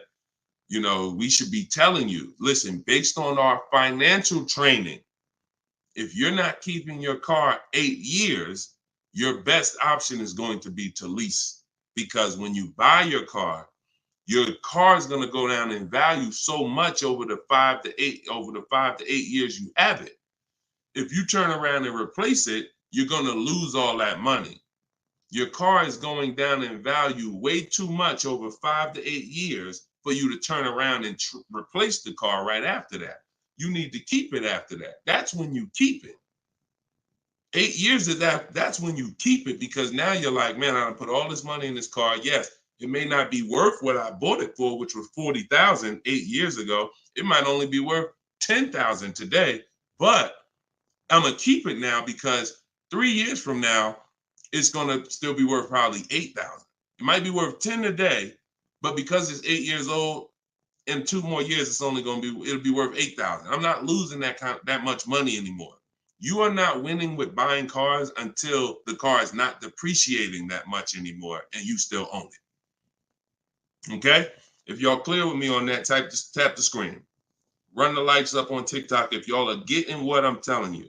If you're getting what I'm telling you, hit the like button. If you're on Instagram, if you're on YouTube, if you're on Facebook, hit the like button if you're clear on what I'm telling y'all. All right, let's move on to the next question, Dolan. Okay, I like to make sure you guys are actually following the conversation. So you have to actually respond and let me know you're following it when I ask you a question. All right, this one's Glenn over on YouTube. If your car lease is up in 6 months, how do you go about trying to sell your lease? Well, the first thing you're going to do, first of all, this is a great question. Glenn said, how do you sell your lease? Now, step 2 in my process is called the equity assessment. My book is called Cars from Home, 7 Steps to Saving Time, Money, and Avoiding Dealerships. Step 1 is the leasing versus buying question. Step 2 is the equity assessment, which means if you have a car you're replacing, we got to get the most money for it. And that's never going to be with a trade. So we have to see, is there any equity in our lease? Now, we are not assuming this. We are going to do this process and see, because some leases have no equity. Some leases have a good amount of equity. Like, hold on, I just had somebody write me talking about equity they got in their lease. Hold on. Didn't talk to, I think it was this person. Oh, but I cut off their post. Somebody said they just got $4,000 here, and I always like to say this. I always like to show this stuff so people understand. You know, we operate with documentation. So when you are getting how you determine if you have equity is with cash offers, not with algorithms. KellysBlueBook.com. Blue Book says my car is worth this. That means I have equity. No, Blue Book doesn't buy cars. So what you want to do is you want to determine if you have equity by calling your bank. You're going to get your payoff, which is how much you owe. And then you are going to go on the websites that I'm laying out for you. It takes you 20 minutes. If you can't take 20 minutes to go on a website to fight for your money, you don't deserve it. You're going to CarMax, you're going to Driveway, you're going to Carvana, you're going to Kelly's Blue Book Instant Cash Offer, where they connect you with a local dealer to get a cash offer. You're going to Car Gurus, Sell My Car, and you're going to Auto Nation, Sell My Car. And that's going to give you up to 6 offers. And if you have a lease, you need to ask your bank, do you have a third-party restriction? And if they say you have a third-party restriction, then if you have equity, you're going to be selling to a local dealer, not to one of the local online buyers. If you don't have a third-party restriction, we sell to the highest online buyer. If you do, we sell to the highest bidder among used car dealers. So it's just simple. There's different processes. I don't teach one-size-fits-all car buying. So some of you who have a lease with a third-party restriction, you're going to use one strategy. Those of you who don't have a third-party restriction, you're going to use a different strategy. Those of you who don't have any money you owe on your car is paid off. You don't need to call your bank. You just need to go on those websites and get the offers. So, and when you're on there, if you have a lease, there's going to be a part where it says, is your car owned, financed, or leased? You want to put owned. It's very important. Don't put lease, because it triggers something in their websites. So that's step 2. I go over this thoroughly in my book. This is called the equity assessment. You can't, listen, you need to get bids. Bids. That is my favorite word, that multiple offers. The reason why you are not saving the money that you could be saving is because you're not getting bids. The reason why you don't have the confidence when you leave a dealership that you got the best price is because you're not getting bids. It's very simple. Start getting bids and you're going to save more money and make more money selling your cars, and you'll see why we don't trade in cars. That's the equity assessment. Okay? Step 2 in my book. Go ahead, Dolan. Shoot the next one up. All right. Yep. Wanda said my last lease had $5,000 in equity on TikTok. Amen. I sold the lease a couple years ago when prices were super high. I made $10,200. My mother did. I made $9,000 on my Jeep Grand Cherokee. That was in 2021, I believe, 2021. Yep. It was ridiculous money. So the 9, 10 grand, 12 grand lease, those are not really there anymore. But we still see people that are making 2 and 3 and 5,000 for sure. Rudy on Facebook, how are you? Good afternoon, Deshone. I'm new to the live stream. Welcome. Who's new to the stream? If this is your first time here, type 1. Type the number 1 if this is your first time here. I'm looking for a 2020 SUV, Mercedes GLB 250, 4MATIC, less than 20,000 miles. Drives over 120. I see you, Yvette. Drives over 120 miles daily. We have been looking in different car websites. Still haven't found one that matches our max of 30K. Any suggestions? We live in New Hampshire. We've been looking in Massachusetts as well. Should we be expanding our searching area? Thank you for your help and keep up the great work. Absolutely. Yes, you should be expanding your search area. If you're looking for a 3-year-old vehicle with less than 20,000 miles, right now, you know, you got to look at the age of the car. When you're searching for a used car, you got to remember a car comes out the year before the year we're in. So if a car is a 2020, it was released in 2019, most likely, which means you're calculating the age based on then. So if you're looking for a car that was released in 2019, and right now we're in 2025, you're looking at a car that's 6 years old. If you're looking at a car that was released in, 2022, and we're in 2024, then it's 2 years old. So you need to look and say, okay, how old is the car I'm looking for? And then we can look at the mileage. Because if you're looking for a car that's 4 years old, but you're looking for it to be driven 20,000 miles or less, that means you're only looking for a car that has a 5,000 a year average. That's going to be very tough. I like to go with it. I like to look at 10,000 a year, and then I like to go to 12. Now, we're talking about how we expand the search of our used cars, because the whole goal is to expand the search slowly. So if you were looking at the 2020, 20,000 miles, now go up to 30,000 miles. I would go up to 40,000 miles, because 40,000 miles still means it's driven lower than average. Just to show, so average miles is 10 to 12,000 miles a year. If you get a vehicle and it's 4 years old, it's driven 10 to 12,000 miles a year. It has really under 40,000 miles on it. It means it's been driven under 10,000 per year. So you're really looking for the mileage. It's the mileage that I think is really going to limit you. Now you could expand your search wide, like you said. There's many ways to expand it. You could go 100 miles out. You could go 200 miles out. You can go 500 miles out. So but you could also expand the search by lowering the mileage threshold and saying, all right, I'm looking for something that has, under 40,000. If it has 36,000, 38,000, 30, I'm good with looking at those. And I think that's going to give you a lot more options, considering how old the car is and how many miles you're looking for it to have. That's way, way, way, way, way below average driven miles. Way, way, way below. And when you have just, you're looking for a car that's only been driven 5,000 miles per year, you're going to have a harder time doing that than looking for a car that's been driven 10. So once we do that, we're still narrowing it down in other ways. Carfax title history, service records, accident history, verifying there's no fake fees. So we have other narrowing down processes. Then we get the new window sticker to make sure, because you can't know you paid a great price without knowing what the original price was. Who's bought a used car in their life? Type the letter U.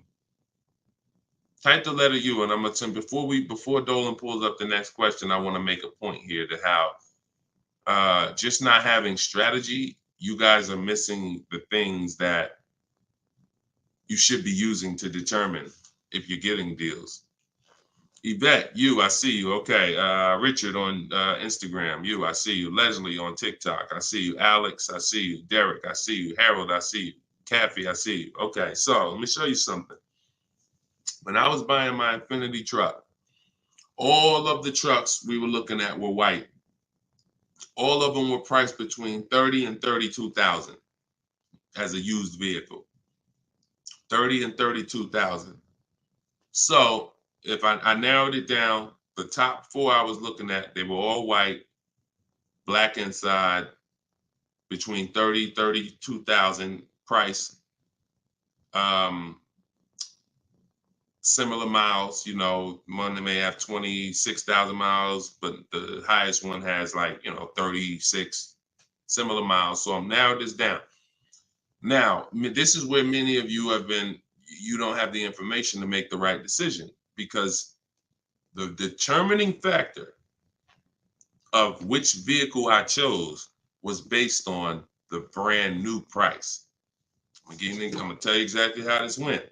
Once I got the brand new price, I got the brand new window sticker on all of these cars, I was able to see that one of the cars brand new was 46,000. One of the cars brand new was 48,000. One of the cars brand new was 52,000. And one of the cars brand new, which is the one I ended up getting, was 54,500. It was a special edition. It has all of these features on it, has all these packages. It has different rims. It has all these different things. Now, if I would have picked the other ones, because the asking price was lower, I would have made a horrible decision. Paying 31,000 for a car that was originally 46,000 is nowhere near as good of a deal as paying 31,800, which is what I paid for a car that was originally 54,000. This is what I call in my book the true value percentage. The true value percentage discount is what the vehicle is being sold for relative to what it was when it was new. So picture this, if the vehicles that I was looking at would have only had the true value percentage discount on them, it would have made it even easier for me to choose, because the one I picked would have said 42% off the brand new price. The ones that I didn't pick would have said 38% off the brand new price, 36% off the brand new price, 32% off the brand new price. So when I look, true value percentage is literally that. And that is something we created. See, a lot of what we teach, we didn't learn it, we created it. So you are getting things that, why can't I find what Deshone teaches in other places? Because God had me create it. So you're not going to find it from other people. You're not going to find the 8-year rule for leasing versus buying or other people. You're not going to find the 1.5% rule for bad lease deals with other people. You're not going to hear them talking about this true value percentage discount when we're looking at used cars, because we created all of this stuff to regulate the industry for people who will use it. So if you guys want everything I teach in one spot, you can go to my TikTok bio. As long as you get there before the 30-minute timer goes down, you can get your copy of Cars from Home, my digital book, for 75% off. Go there. You won't even leave the broadcast. Get your 75% off. It'll be in a few minutes, and you can use this stuff for the rest of your life. Same thing with Instagram bio. And if you're on Facebook or YouTube, we have a comment in the comment section for you guys to get your book there, and you can use it. And if you're on a TV watching us, then you can just scan this QR code with your phone, and you can get your 75% off. $97 is still a great price, even if you missed it and suffer. Get your book full price. If you missed the countdown, that's fine. But the money that you're going to save is going to be dramatically multiplied versus what you spend on this book. Okay, Dolan, shoot the next question in, y'all. We are live. This is our Thursday, May 9th show, 12 p.m. So whenever you don't see the banner above me, that means we're actually live, and you guys can type your questions and we'll try to bring them onto the show. Helena, what do you consider a good interest rate? Well, this is a relative question. It's the same question you're asking when you say, what do you consider a good discount off a car? How much should I pay for this car? We only pay when someone wins the bid. So we teach something called the bank bidding war, which I also created. You have been taught that, don't let these dealers run your credit, or always get, who's been taught any of this stuff? Always get your own pre-approval You know, never use the dealer's banks. Never, you know, all of this stuff. Anyway, we teach a process that the credit bureaus allow. The credit bureaus allow us to have an unlimited number of banks and credit unions run our credit with a hard pull, as long as it's within a certain period of time. As long as it's within a certain period of time, when that time expires, they are going to have that weigh on our credit as one hard inquiry in terms of how it affects our score. See, normally when you have a bank run your credit with a hard and then another one, and then another one, each hard inquiry affects your credit. But when you do it the way it was meant to be done, and using the bank bidding war, if one hard inquiry would have dropped your credit 10 points, 20 of these hard inquiries is going to drop your credit the same 10 points. So the way it's done is there's 3 rounds to it. There's 3 rounds. This is for people that are financing. Again, those of you who are paying cash, this doesn't matter. Those of you who are leasing a vehicle, this doesn't matter. That's why having access to car buying advice that's not one size fits all is what you need. Because typically, if you only pay cash for cars and get used cars, that's what you're going to teach people.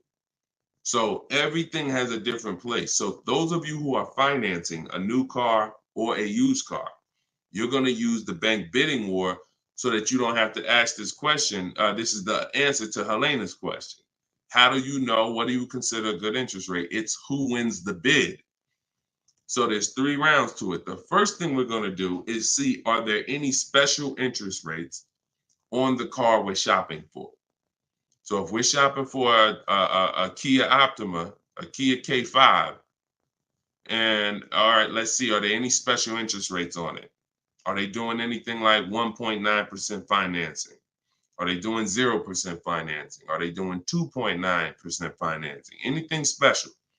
We also need to know how much the term. What's the term? Some people only do 0% for 3 years. That means you got to be able to pay the car off in 3 years or you can't take the deal.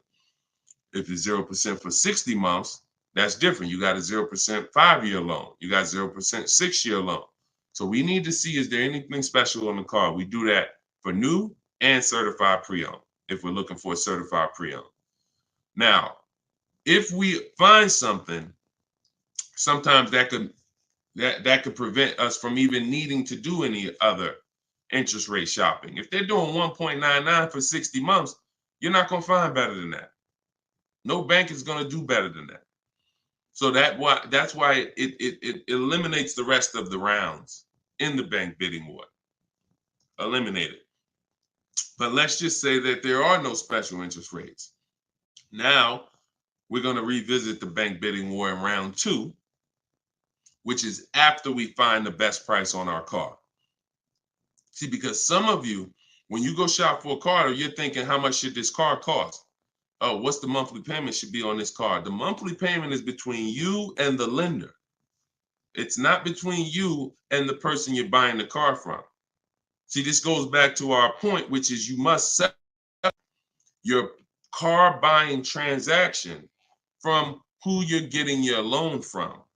The process of shopping for the best price on your car is different, or should be different. If you listen to me, it will be different than the process of you getting the best price on your loan. The best price on my loan is a different process than getting the best price on the car I'm buying. So now, once I start now looking for my car, getting my bids, get the best price on my car, now it's time to come back and get the loan involved. See, many of you are focused on what the best monthly payment is on the car, but you're not focused on finding the dealer that is the lowest price. That's focus number 1. Before we think about what is our monthly payment, we are thinking about what is the dealer, what's my process for finding the dealer who's going to sell me this Kia K5 for the lowest price, who's going to sell me this $40,000 car for the lowest price.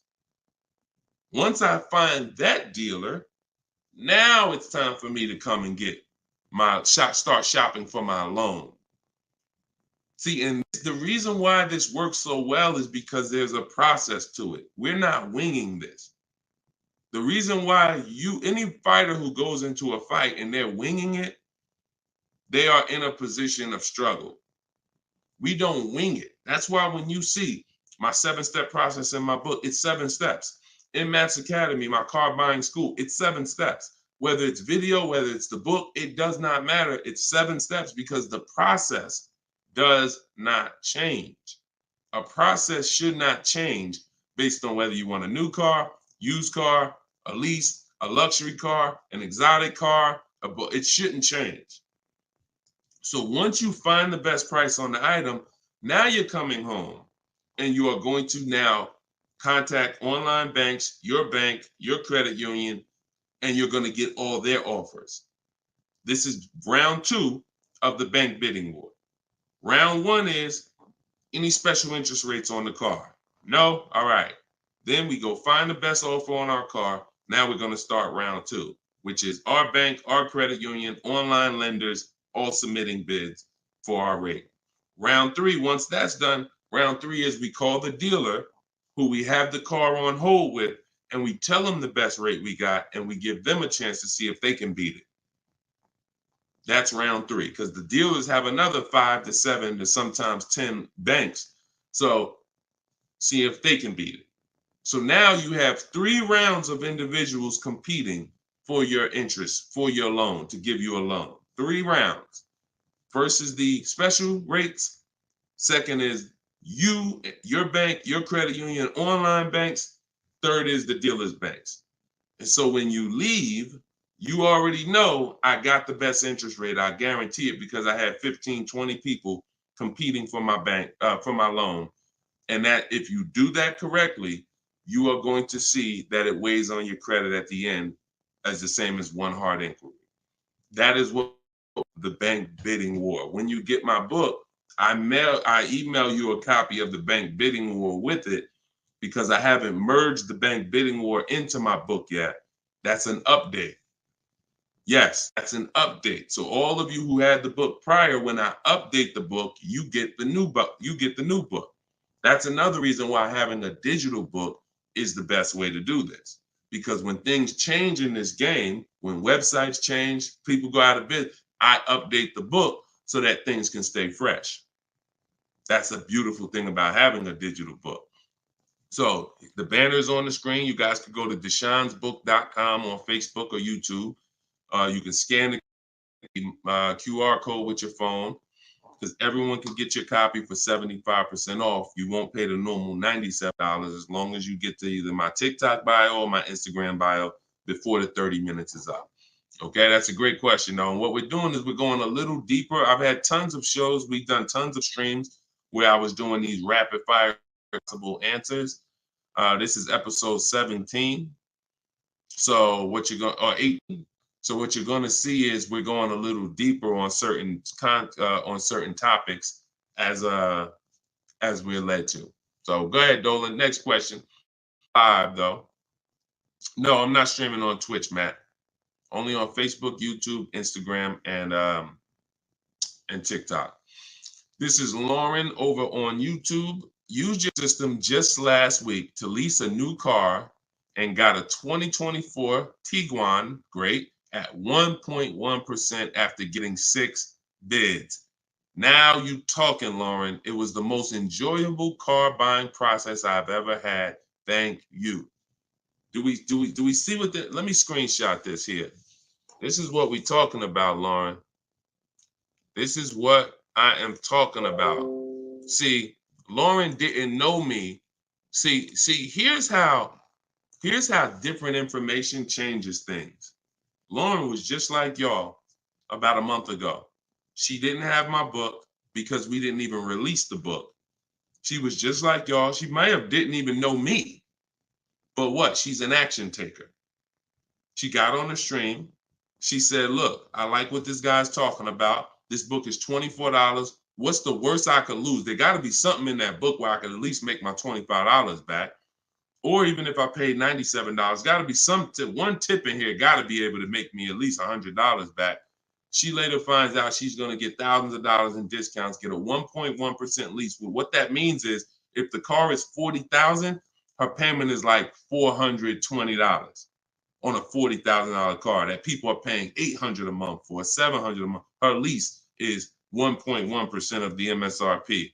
So because she's an action taker, she went forward, she got the book, she used the scripts, she said, I'm done with the old process. I'm willing to unlearn my old way of shopping, and I'm going to relearn this new way to shop. That's why, you understand?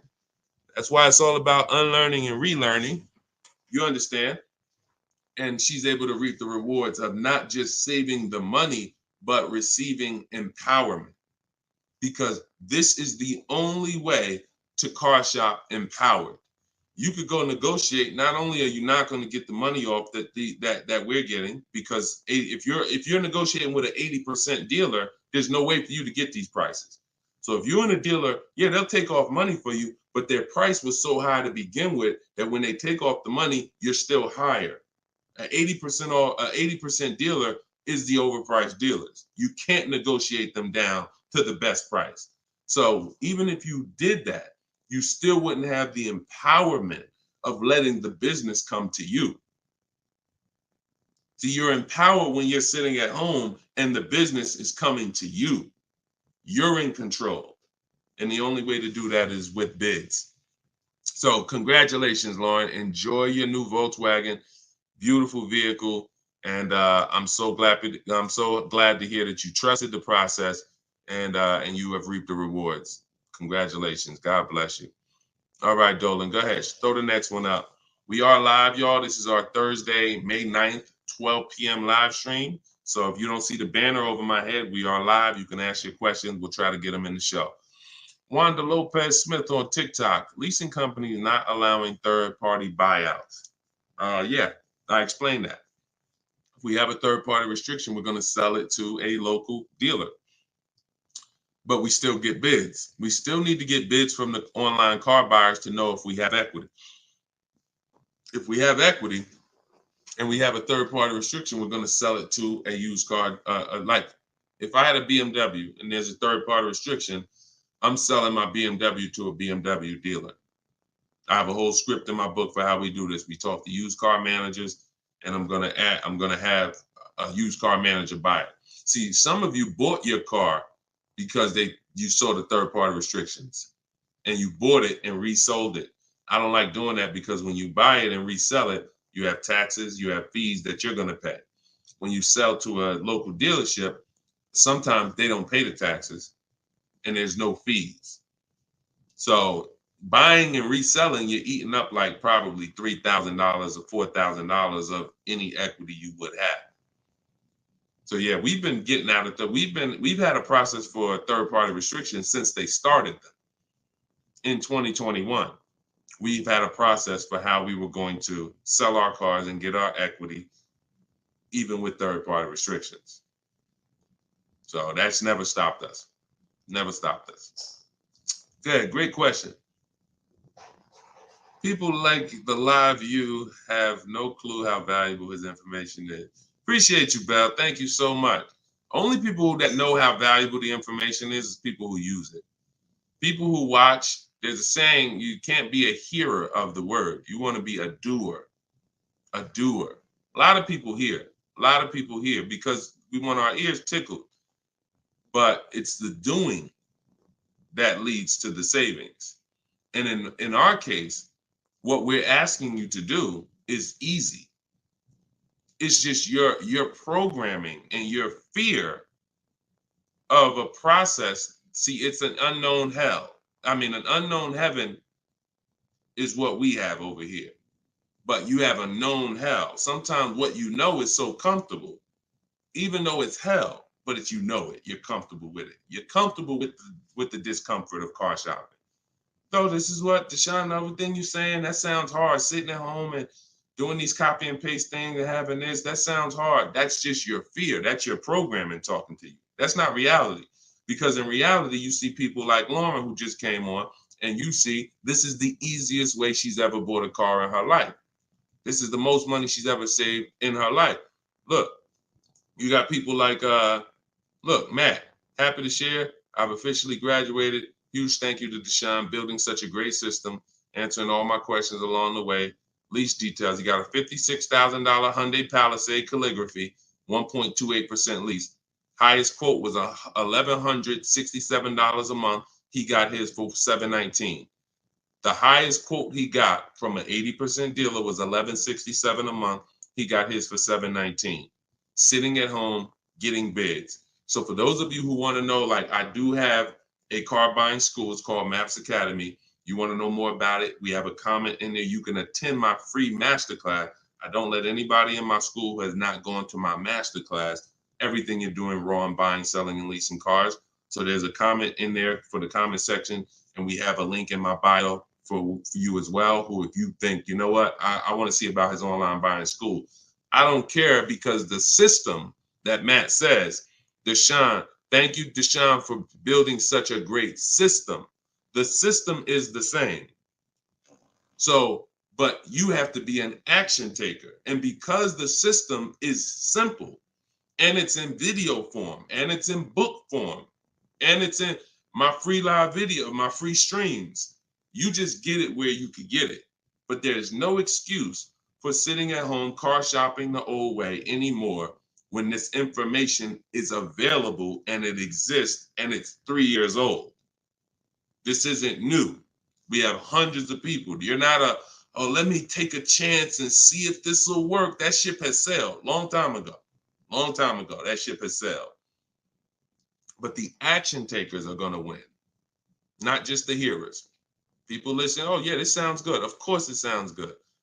But you won't reap the results until you become an action taker on the information.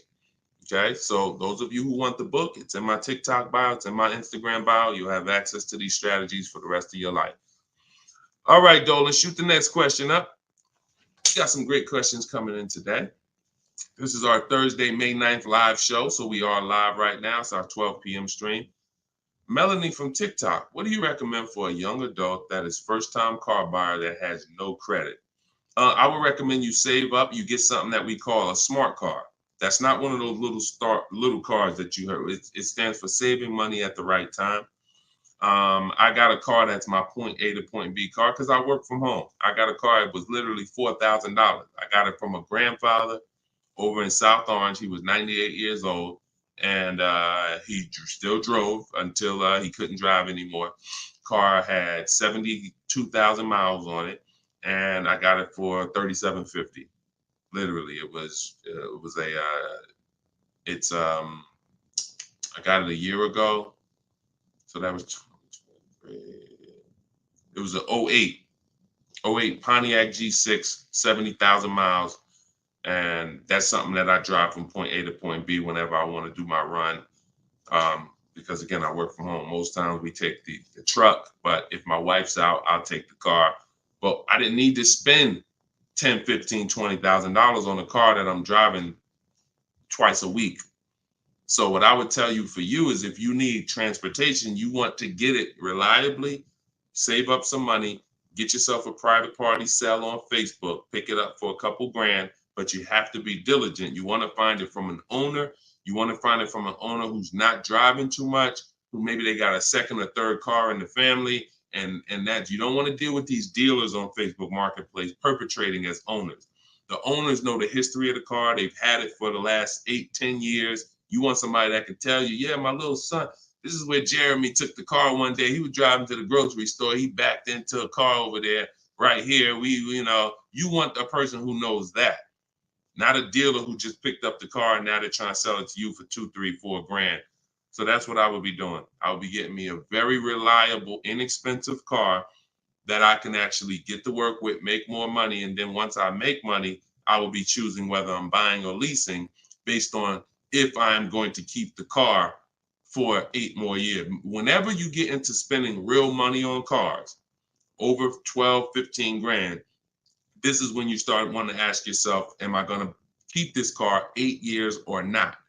Because once you get these cars and build up your credit, Melanie, another thing you should be doing is getting a credit card, not using it, pay it off every month, spend $20 on it, pay it off so you can get your credit up to a 700 score. You could be at a 700 score lightning fast before the next 12 months. So now what you want is you want a car to drive, get you to where you're going, but then you want to be building your credit now. So now when you're like, okay, I got a job, I'm making money, I want to get me a different car. Am I going to buy it or lease it? And if you're not keeping it 8 years, you want to go for the lease so that you could drive a brand new car for pennies on the dollar, as long as you keep following what we're teaching and getting great lease deals. But if you're keeping the car for 8 or more years, then you would go and you would buy a car, not lease it. But in order to do that, you want to set yourself up and get yourself up to a 700 credit score. So you should follow somebody like Shonda Martin. She's on all the platforms. Shonda Martin, this young lady is a guru when it comes to credit. She does a lot of live streams, a lot of Q&As, just like me. But yeah, you got a great path. But don't go out there and do what a lot of people do and finance a car, no credit, your first car, you're gonna go buy it. Now you're getting a $20,000 car, you're going to probably pay, $500 a month for it. And now that car is going to be a long-term thing because it's just too expensive. And you just don't follow the traditional route is what I would tell you. All right. I'm glad. It's my daughter. She has a full-time job and now searching for a car. Okay. Perfect, Melanie. I think that's a great plan, because the thing about that car that you're going to get for Facebook Marketplace is whenever she decides that she's ready to finance or lease a car, she can sell that car and get all her money back. If she finds a great car on Facebook Marketplace for $4,000, $5,000, you guys can sell that car and get the whole $4,000 or $5,000 back. You'll get 80-90% of it back.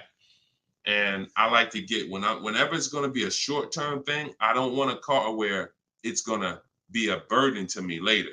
We want to get a car that does the job now. I know with this Pontiac, whenever I choose to sell it, because I'm actually going to get a car. I've been waiting to get a vehicle that I want for a number of years. And when I do go get that, I'll sell this one, but I'll get everything back that I spent on that car. I'll get it back. So it's just strategic. It's a great way to move when you know these cars are not costing you money. You're breaking even on them, and it's just great. So that's what I would say, Melanie. That's what I would do for my own daughter. Okay, go ahead, Dolan. Shoot the next one up. We are live, y'all. We're going to try to get through as many as we can in the show. Type your questions. This is our Thursday, May 9th show, our 12 p.m. broadcast. So, Sir Francis on YouTube, what's the best source for an accurate valuation to determine if purchasing a used car is a good idea? I don't go by that. The only way purchasing a used car is a good idea for me is if we're keeping it at least 8 years. That's it. If you're not keeping it at least 8, are you keeping the vehicle at least 8 years?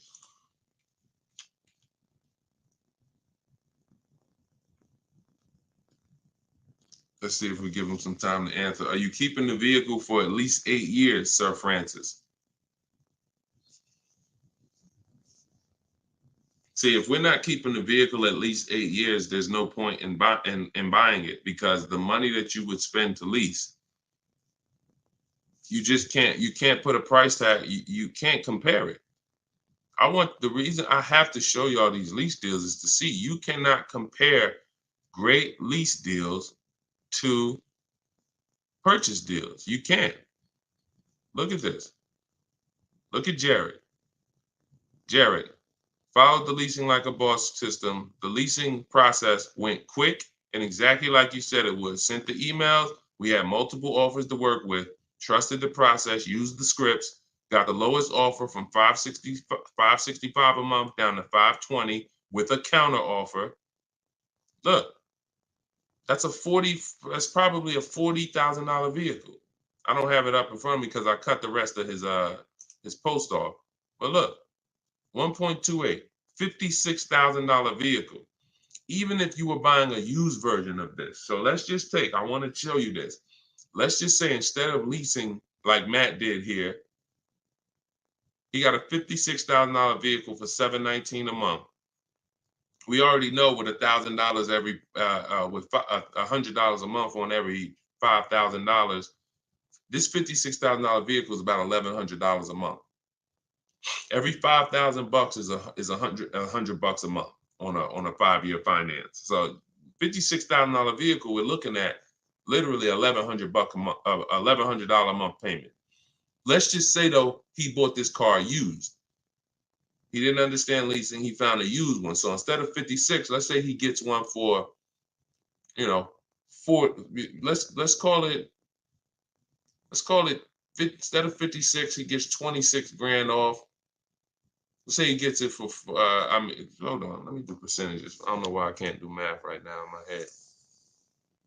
Let's say he gets it for 38. Let's use something that's really conservative and good. He gets it for 38. So a $56,000 Hyundai Palisade, he finds an incredible deal on a pre-owned one. He gets it for 38.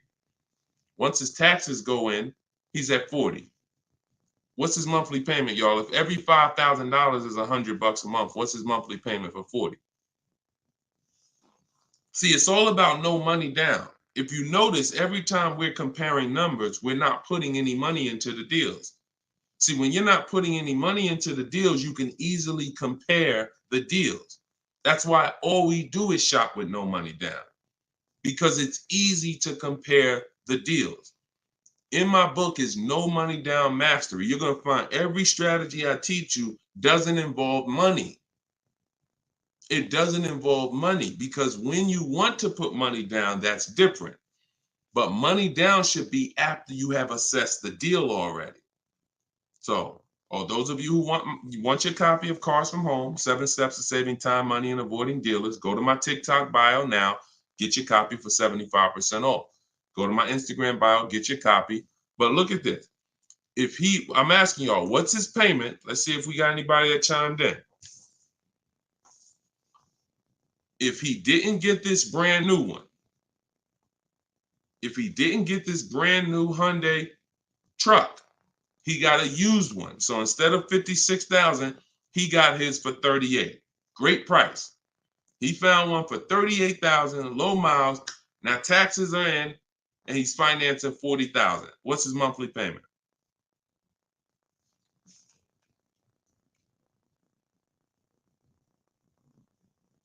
Anybody do the math? Every $5,000. Well, I'm gonna tell y'all now. Okay, y'all taking a little long. It's $800 a month. Thank you, Derek. Thank you, Derek, on Facebook.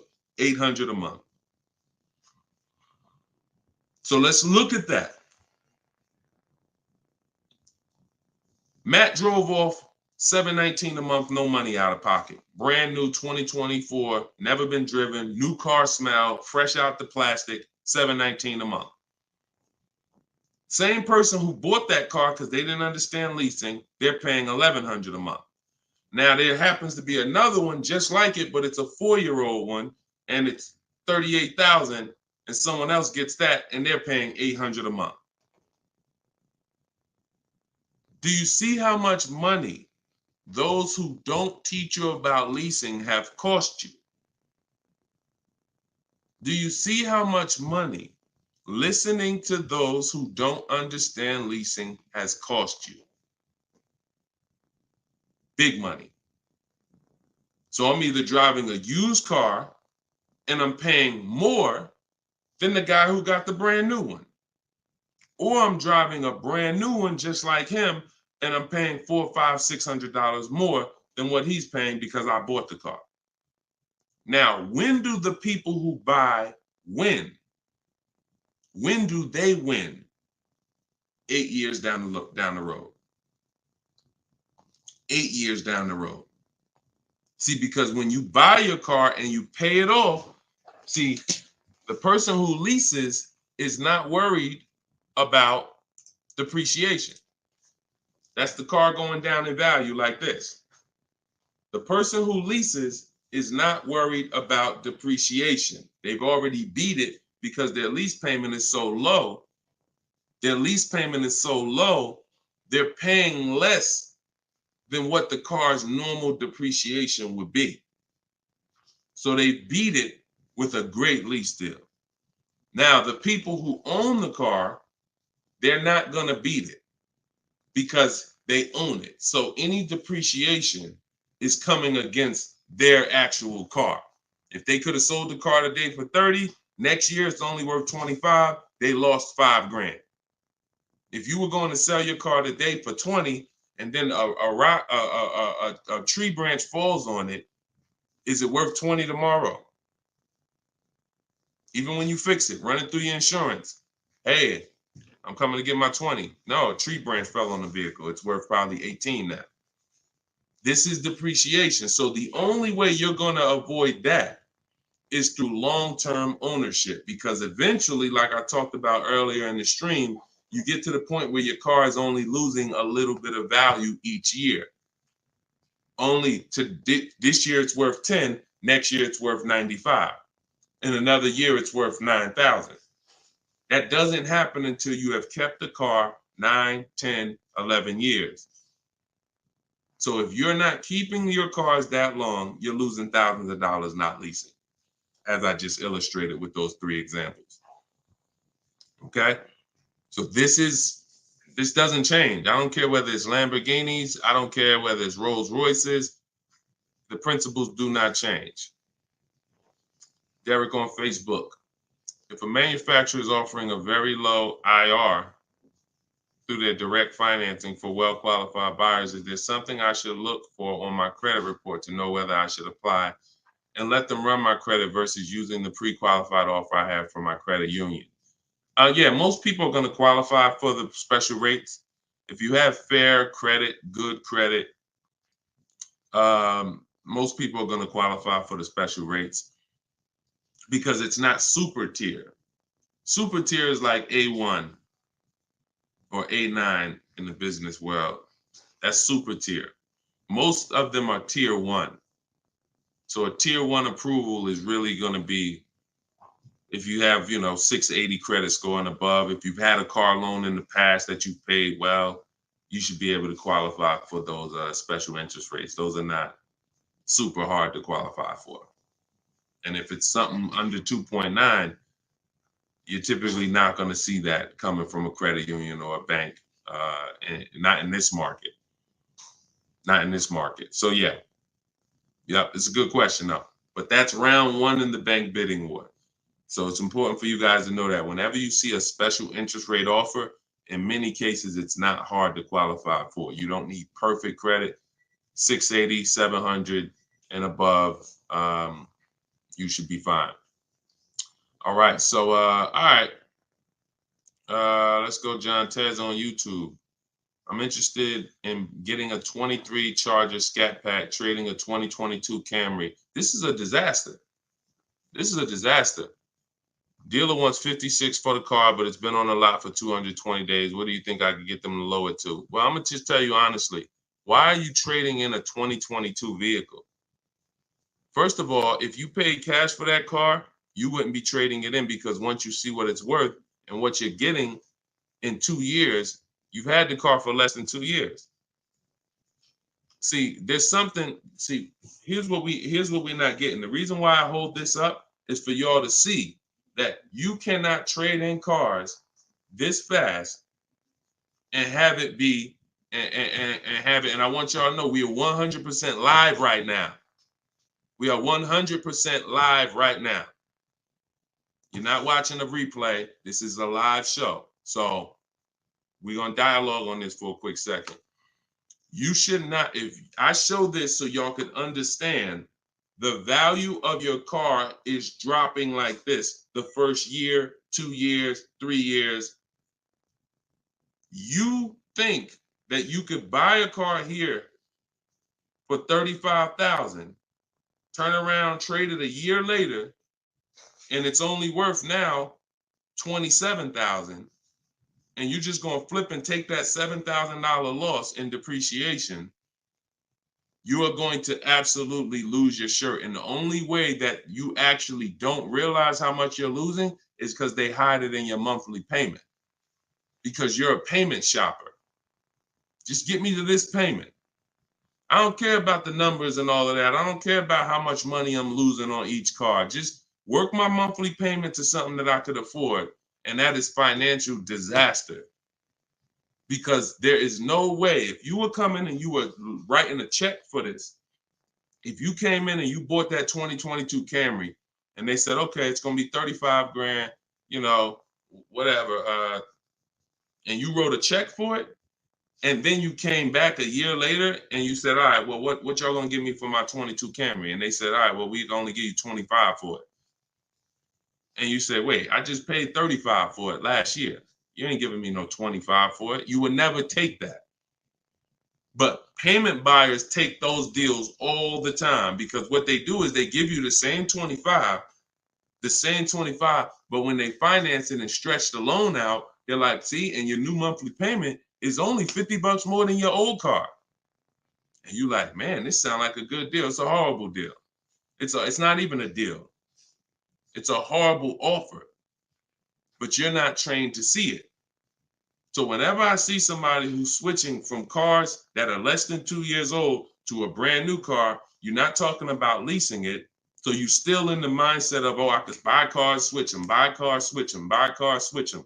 You absolutely are losing thousands of dollars on every single car you buy. So if I wanted to do what you were doing, replace my 2022 Camry with a Charger Scat Pack. And first, you're buying another pre-owned one too. You're buying another pre-owned one.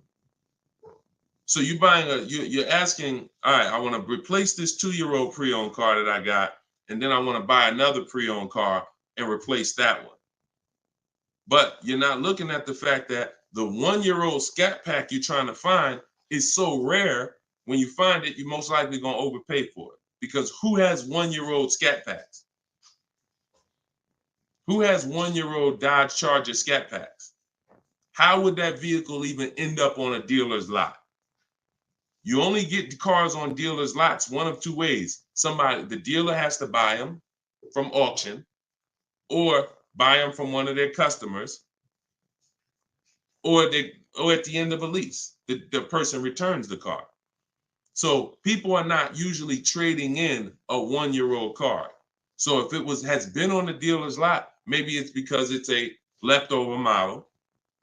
And if it's a leftover model, you don't have anything to compare it to see how much you should be saving. So what I would be doing is, before I buy a 1-year-old Scat Pack, I would see what's the market on a brand new one. This is so important. This is so important, because this is financial intelligence. Look at this. If I would have walked in, this is Sean. Sean got an F-150 Lightning, $73,000 vehicle. He ended up saving $20,000 on the vehicle. Brand new one. Same thing with Kimberly. She got a Maserati. You can see here, what does it say? Total savings, $20,700. 2023 Maserati Greco, $86,000 vehicle. They took off $20,700. That's the new one. So what happens if she would have bought a used one, 1 year old, and she saved 20 grand? She might have thought that was a great deal. Man, I got a 1-year-old Maserati. They took off 20 grand from me. Not if she didn't know that on a brand new one, she could have got 20 grand off. So whenever you're buying a car that new, you need to know what the brand new market is to know, all right, if I can save 10 grand off a brand new one, then how much should I save off the 1-year-old? I should save a lot more than that. See, and you have a lot of things that you moving in a way that I would tell you need a system, because it's hard for me to explain to you everything you are doing and a way you're approaching this, how you're going to overpay by thousands and thousands of dollars. You haven't talked about leasing versus buying. You're not talking about shopping for cars in a way where you can actually see multiple offers. You're talking about buying a 1-year-old pre-owned car without looking at what the market is. How do I know a good deal on a 1-year-old one? There's not enough vehicles out there for you to know a good deal on a 1-year-old, which means the only way I'm going to know a good deal on a 1-year-old one is I need to know what a good deal is on a new one. And if a good deal on a new one saves me 15 grand, then that means on a 1-year-old one, I need to save like 20 to 25. There's not enough vehicles for you to do that. So you should really be looking at following a system, learning about leasing versus buying. Are you keeping the next car 8 years or not? If you're not keeping the next car 8 years, you shouldn't be buying, you should be leasing. Because I don't care what you get the price for on the Scat Pack, you are gonna overspend compared to someone who goes and leases their Scat Pack and gets a great deal on it. So we got to slow down and look. Most times we're approaching car buying like grocery shopping. We trying to get our car deal done the same time as a grocery shopping visit. 2 hours, 3 hours. We're at the grocery store more than we're planning our car purchase. And the only way you're going to save money is to take your car buying process seriously. If it's just like, nah, Deshone, it ain't that big of a deal, then go ahead and go give them 15, 20 grand. But I tell you what, somebody like me, somebody who's listening to me, who getting the same car that you're getting, and they say, man, so funny, Deshone, I'm in the same position as that person is in. I got a Camry too, and I want to replace it too with a Scat Pack. But I'm gonna use your strategies. I'm gonna assess my old car, get bids for it. I'm going to determine leasing versus buying, and then I'm gonna shop for my car. That person will save 5 to 10 grand more than you, minimum. Minimum. I'll put any amount of money on it. So slow down and answer this question first. How many years are you keeping the next car? If the answer is not 8, don't think about buying it. Don't think about buying it. My goal is to shop for my most aggressive lease on my next car. If I'm buying it and I'm keeping it over 8 years, then I'm buying it. I'm not buying a car that I'm not keeping more than 8 years. Not no Scat Pack, not no Dodge Challenger, not no Toyota Camry, nothing. If I'm not keeping it 8 years, I'm not buying the car. Lease deals are too great. It's pennies on the dollar when I learn to get them. So everything I'm teaching y'all is out of my new book, Cars from Home. It's a digital book. It's called 7 Steps to Saving Time, Money, and Avoiding Dealerships. You can get your copy for 75% off in my TikTok bio. The price of the book is $97. That is the price. But you can get it for $24 if you get to my TikTok bio before the 30-minute timer expires. If you get to my Instagram bio before the 30-minute timer expires. We have a link in the comment section on YouTube and Facebook. You can go to deshonsbook.com, or you can scan this QR code with your phone and you can get your copy for 75% off. So use it. Make sure you send me your success stories. Continue to send me your success stories so we can bring them onto the show. That is a step-by-step system. There's nothing left to chance. You cannot leave anything to chance when it comes to car buying. Everything that we teach is for a reason. So let's continue to move. You know we will be back soon for another stream. And catch us later. We're usually live 7 and 12 p.m.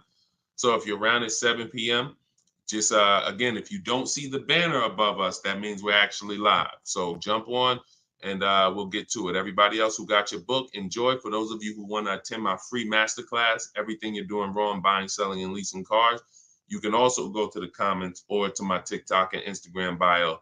But you're going to need about an hour. And that's a straight hour of me and my board.